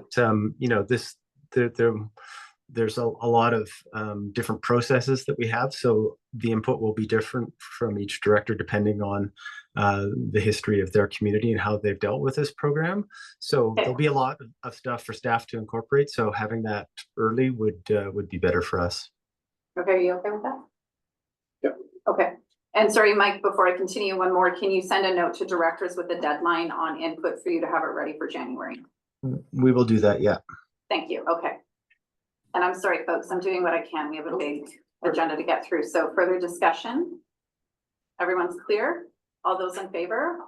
Opposed? Carried. Thanks, Mike. Get better. Thank you. Yes, Ange. Through the chair, I just want to make sure that recommendation was passed As is. The second part was direction of staff. Yeah. Okay. Thanks, Vandenberg. Okay, the meeting calendar, I wanted to go back to what Stuart had indicated earlier, which was regarding a holding spot for workshops. Do you want to explain that, or do you want me to own that I asked for that? Through the chair, the executive talked about putting some placeholders in for workshops into the calendar so that you're aware of when we might book something, because it's been very difficult to try to get 20 people in the room on an ad hoc basis. So what we're going to do is, I believe it's the months. I can't remember, is it the months we have C-Slack or don't? Don't. No. So the months we have C-Slack, we're gonna take the morning, block that off for a workshop. So if you want to schedule a workshop, we would have the morning available on the Tuesday and schedule it then. It doesn't. I'm seeing grimaces. It just means that if we don't have a workshop, you have nothing planned. You would know in advance, but we already have a spot that we don't have to do doodle polls. We don't have to all rearrange our schedules. Yeah, and through the chair, the alternative is the afternoon on months where there isn't C-Slack. Okay, so I have a speakers list. Morning. Let's try our best not to get too much into unknowns and schedules. We were mostly trying to find a spot in the calendar that is pre-planned. That's what we're looking for. Okay, Popoff, go ahead. Yeah, thank you, Chair. I brought this issue up, not the last joint resource recovery, but the one before that was to schedule some of the meetings to either west, central, and east, rather than having a joint. And I didn't get a specific answer on that. I was told that bring it up during the scheduling here for the calendar. So I'm bringing that issue up. How can we arrange that too? So through the chair, your question is, could you use the joint time instead for individual meetings? That's right. Then through the chair, I'd recommend leaving it exactly as it is, and you could do it kind of on an ad hoc basis where you say, you know, perhaps the three chairs get together and say, we don't have any joint business this month. West would like to have a meeting. Can we use that spot? I think that's the best way to go, because otherwise, if you book a joint and then central, west, east, and you've got business to do in one of them, you're waiting 4 months to have that meeting. I think it's better to make sure that you've got time in your calendar and then you can adjust on the fly. And can I just clarify, have you looked at the calendar? Because there are West Central and East committee meetings booked in this calendar. For budget to the chair. No, I actually haven't been given it. Okay, so I think what you requested has been included in what we would be approving today. Thank you. Okay. Has everyone else looked at the calendar? Do we know what we're looking at and talking about? Okay. Sorry, who is next? Lockwood. I'm just trying to really understand the calendar. So the workshop, is that the diamond, the blue diamond? So the workshop is, it is like a light baby blue workshop placeholder. The diamond is senior management team. Oh, okay. And so it's essentially the morning before CSLAC. Okay. Yeah, so through the chair, 14th of Jan, 18th of February, 15th of April, and so on. And they're not that we're doing those. These are just, you know, the workshop we just talked about, we have a placeholder. So they're not set in stone. A lot of the times they're gonna be like, don't worry, you don't have a meeting. We'll be like, awesome. So you get the reverse out of that, okay? It's just really hard when colors are very similar, Yes. so that's why I was asking. Thank you. I'm just laughing at that through the chair because we literally run out of colors to use. Yeah, I bet. Okay, so the motion is to approve this calendar. Sure, so. Yes, thank you, Jackman. Second. Thank you. Further discussion? Cunningham. Yes, can we have larger printout? Well, we used to get wall, you have to specially ask for those now, because what this will do is staff will send us invites, they'll end up in our, go ahead, sir. Through the chair, if you want one that's big like that guy for your office at home or something like that, send Christine a note. We'll have it available in January. Okay. Perfect. Did we take the vote on that? No. All those in favor? Opposed? Carried. Thank you. Okay, so that's done. Fire services. Nora, that's why you just joined us. Hi, Nora, can you hear us? Oh, Grant. I just saw Nora join. That's why I forgot Nora changed. Sorry. Nora's not our regional fire chief. Sorry, Nora. Good to see you. Grant, do you want to, we have questions on this one? Questions from the table motion? We're on item 7.3.1. Anybody? Can I make a motion? Yes, you can. That the board approve the amendments to the 2024 financial plan as detailed in the 3 of the board report. Dated December 12th, 2024. Thank you. Do we have a second? Thank you. Discussion?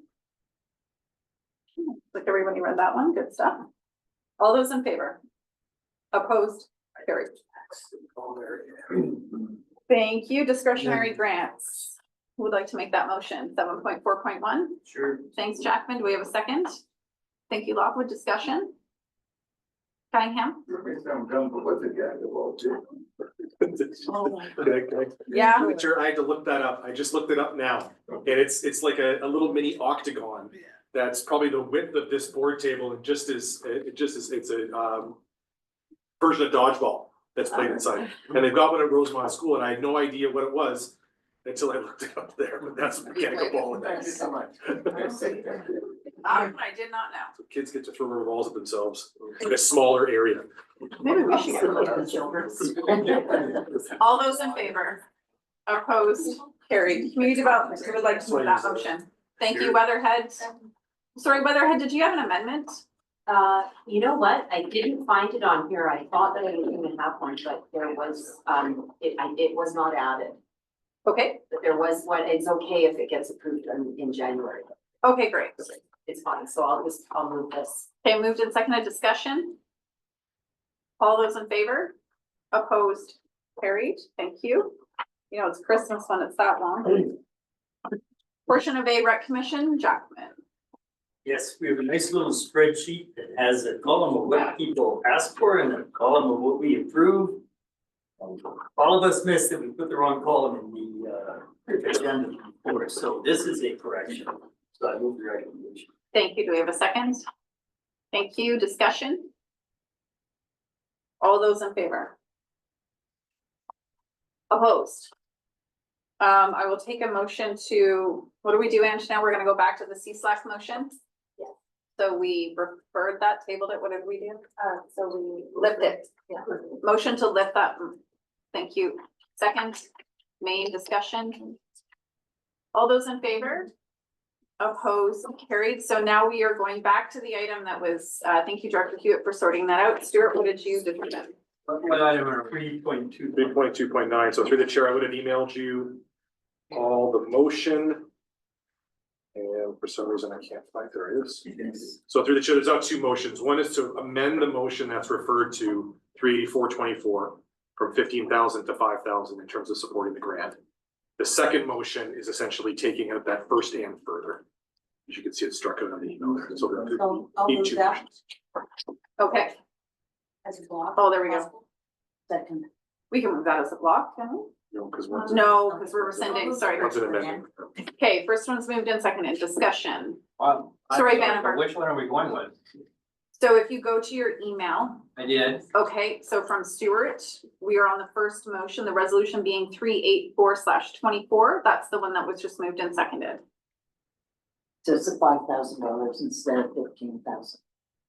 So through the chair, the two highlighted numbers are the only, you're changing 15 to 5. Okay. Good. Okay, and sorry, that was rather fast. Thank you for doing that. All those in favor, you're watching chat. I don't think we have anybody online. Opposed? Thank you. And now the second one. Motion? Okay.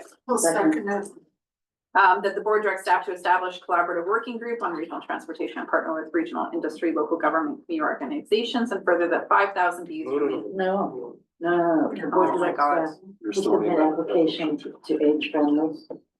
Thank you. Okay, well, everyone else knows where we are. Let's discussion. All those in favor?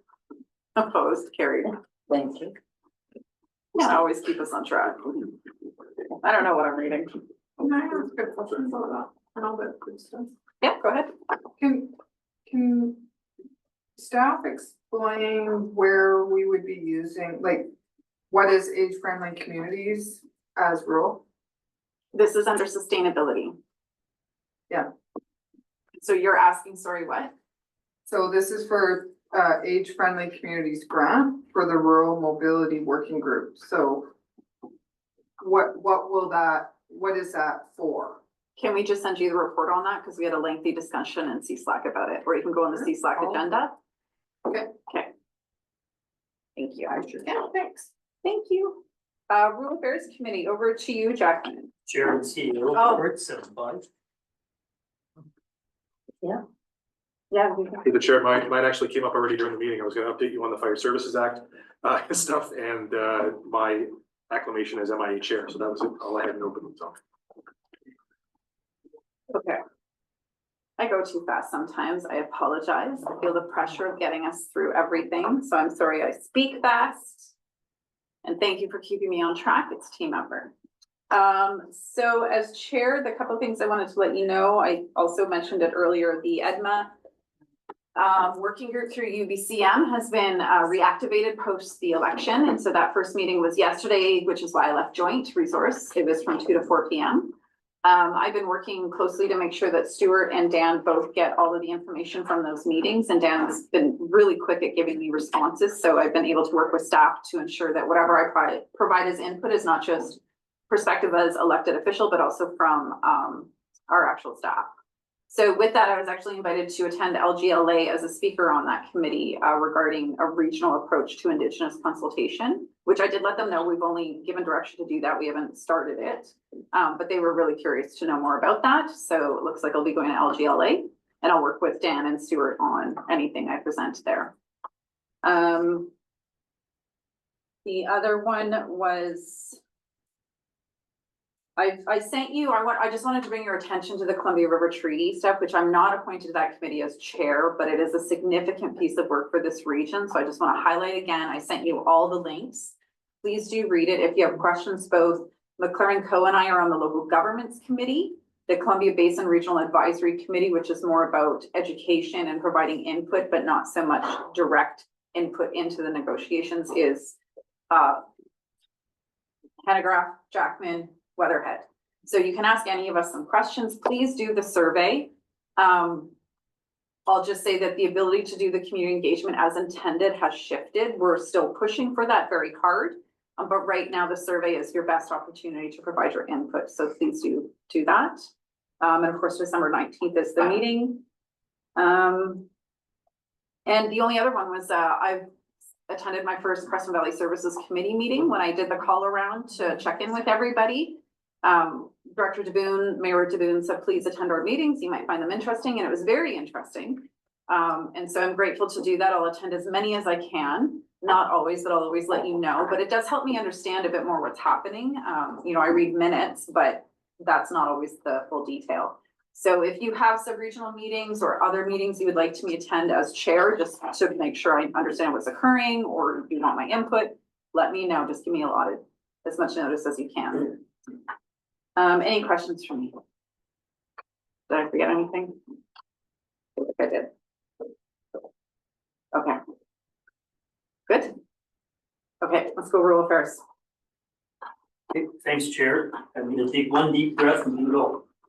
I just added something to chat. Maybe will be the last thing I address because I thought we were here now. So, rural affairs, we had once again received a number of delegations. The board has delegated authority to receive delegations on 5 of the items. We did have either applicants or landowners whose issues are being discussed with them. That all went as well as it could. Out of the process, some of those have been referred. 14 of them are on this agenda as items requiring court decision, plus 1. That's the last one that I just put in. So I'd like to leave the explanation for that until we get to the end. I'm gonna double check with Stuart as I go.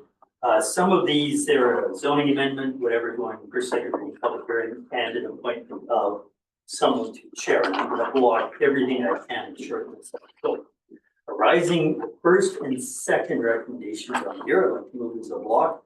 They're in electoral area F, Shuffle Myler. There's a recommendation that zoning amendment bylaw 2988. He gave the first, second reading, referred to public hearing, and then the second one in that block is that the board authorized Director Newell to chair the public hearing. Do we have a second? Second. Thank you. Discussion? All those in favor? Opposed? Carried. So now the second one that I didn't quite confirm with CEO, but numbers 3, 4, 5, and 6 are all the same issue to do with spearhead, the OCB and zoning amendments on the 2 sides of this. Can I do that as a block, including the appointment of chair? They're all bylaw amendments, all the same issue. Through the chair, yeah, you could do it as a block. Yeah, so the item 3 is moving the area FOCP amendment bylaw 3002 to amend the OCP, give the first, second reading for public hearing. Item 4 on this agenda is Central Kootenay zoning amendment bylaw 3003 to amend the bylaw 1675, give the first and second reading for public hearing.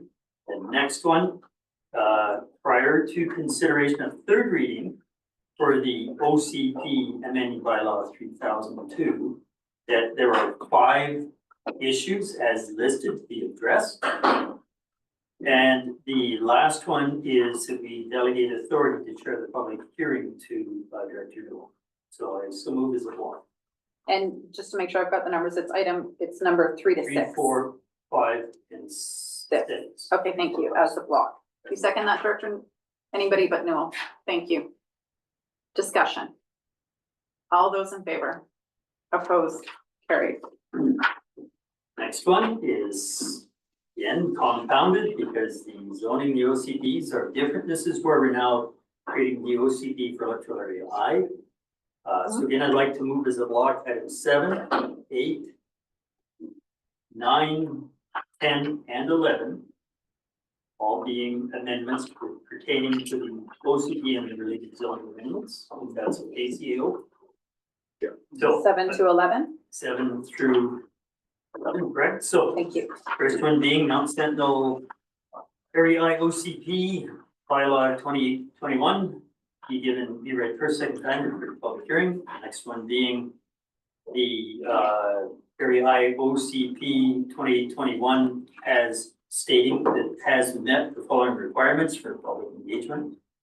And further that bylaw is to be referred to affected First Nations, provincial agencies, and ministries, including the Agricultural Land Division. The third one being the Kootenay Columbia Rivers Official Community Plan Amendment Bylaw 2967, to amend the bylaw 1157, be read first and second time, refer to public hearing. That is the one that is combined with J.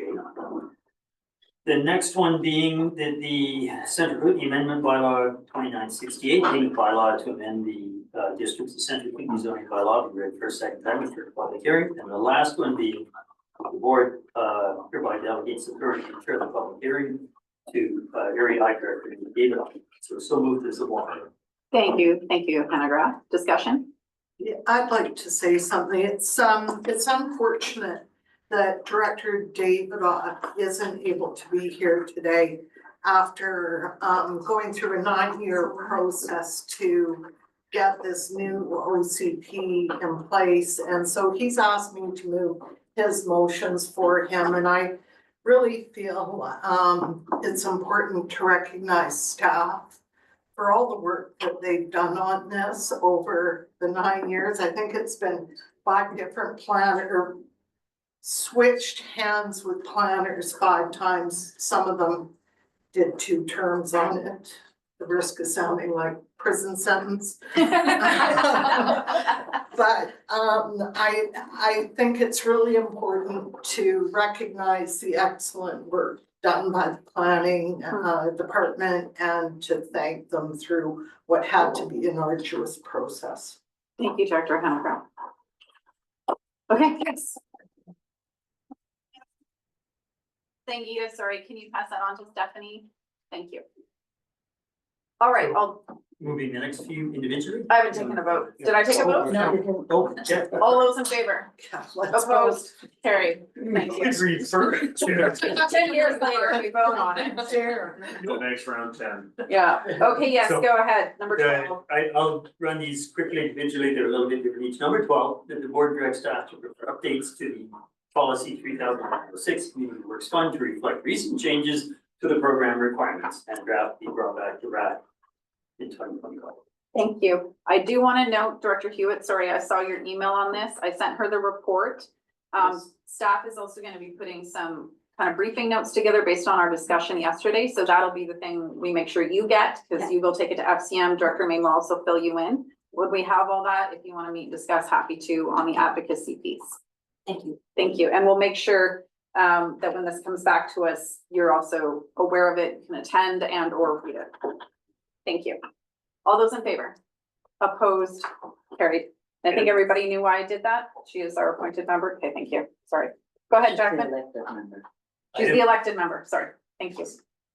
Item 13, arising from yesterday, staff prepared a briefing note outlining the committee's concerns regarding recent changes to the Works Fund and incorporating the concerns regarding equity and to meet this core community groups who provide required services. And further, that we send this briefing note to Gerald Kirky, rep on the UCM executive, and put it on the forum agenda. So, Do we have a second?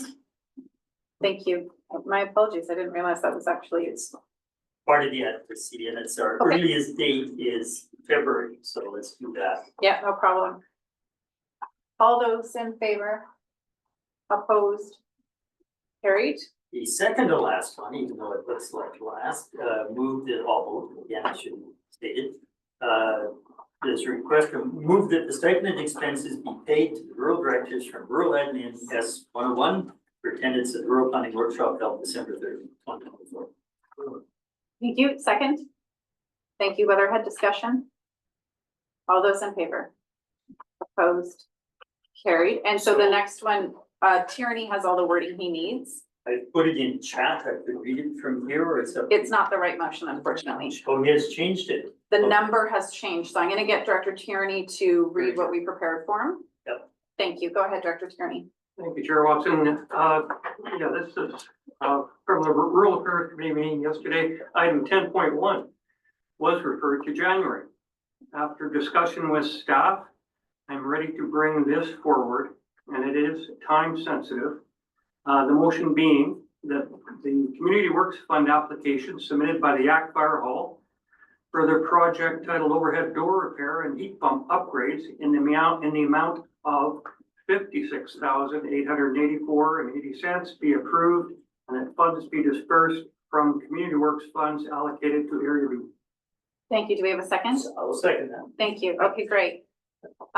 Discussion. I spent most of your lunch break working this out. Well, I'd just like to thank Janine and the rest of the fire staff for the discussion we had and the explanations I received and the effort they made to rejig the ask.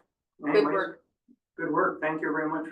Jackman? Sure, Chair, and we still have public on the line. We had some in the gallery, and I was gonna say this, if you needed to find this on the publicly posted agenda, you would find it on pages 1,117 and 1,118 of the 1,129 page agenda. And for any public listening still or recording this, that is the workload of the day that staff has to assemble and put forward to us typically in a month. Thank you. On the motion, Newell? So originally it was for 90,000. Yes. And because we don't have a report, I just thought I'd clarify. And now it's 58,000, and yet it is for the same two items. 56,000. 56. Yeah. Is it still for the same two items, a door and a heat pump? Yes, it is. They've managed to reduce the price. Through the chair. Yeah. Go for it. It's Christmas, talk. Sorry. Sorry. Go ahead, Director Tierney, you can answer them, that's fine. Yeah, basically they found the funds from other areas of the existing budget. Got it. Okay, so it still might cost 90, but it's different funding in the community works portion. Okay, good, thank you very much. It was great work, and did you eat lunch, Tierney? I did. Okay, great. Delicious. Wow. I started avoiding that corner because I'm good looking over there. Good I don't job. think they ate much, right? I hope you ate lunch. Did you eat lunch? Staff? Yeah, okay, good. Okay, all those in favor? Opposed, carried. And so I have that noted here. Do you have noted for minutes? We got it a motion. Okay, thanks.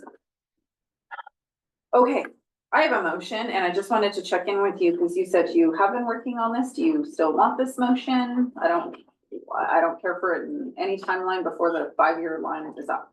Yeah, through the chair, I'm in conversation with the executive director of Nelson Kootenay Tourism. He's aware of the issue that was raised. He's offered to come speak to the board as a delegation at some point in early 2025.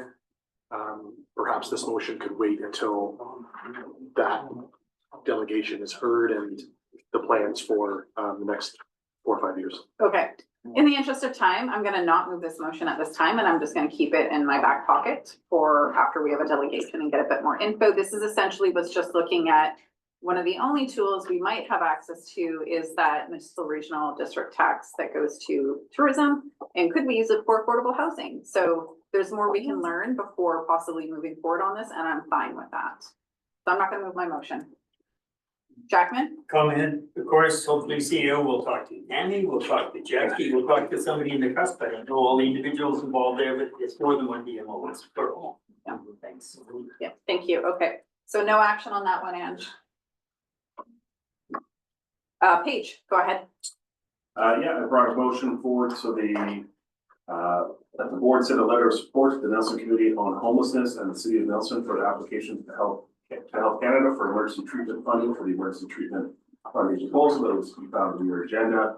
Nelson Committee on Homelessness is a table of multiple stakeholders that service the area and support the population that we know needs a lot of support in our days. And so we were looking for, because of course, you know, these issues don't just start where city boundaries began.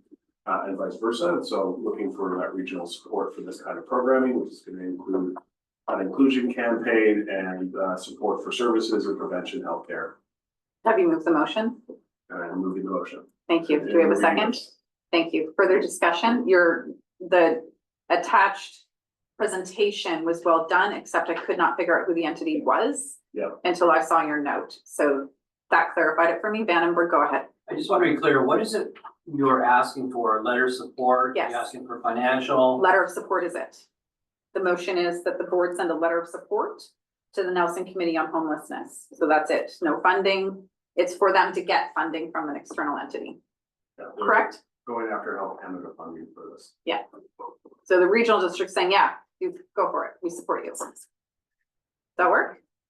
Yes. Okay. Noting Director Page, when we get that letter as a draft, I'll probably flip it your way just to make sure we got the language right, okay? Appreciate that. All those in favor? Opposed? Carried. All right. We're almost at the orange. I'll take, where are we? The resolution to close the meeting to the public. Thank you. Second discussion. All those in favor? Opposed? Carried. Motion to recess the open meeting.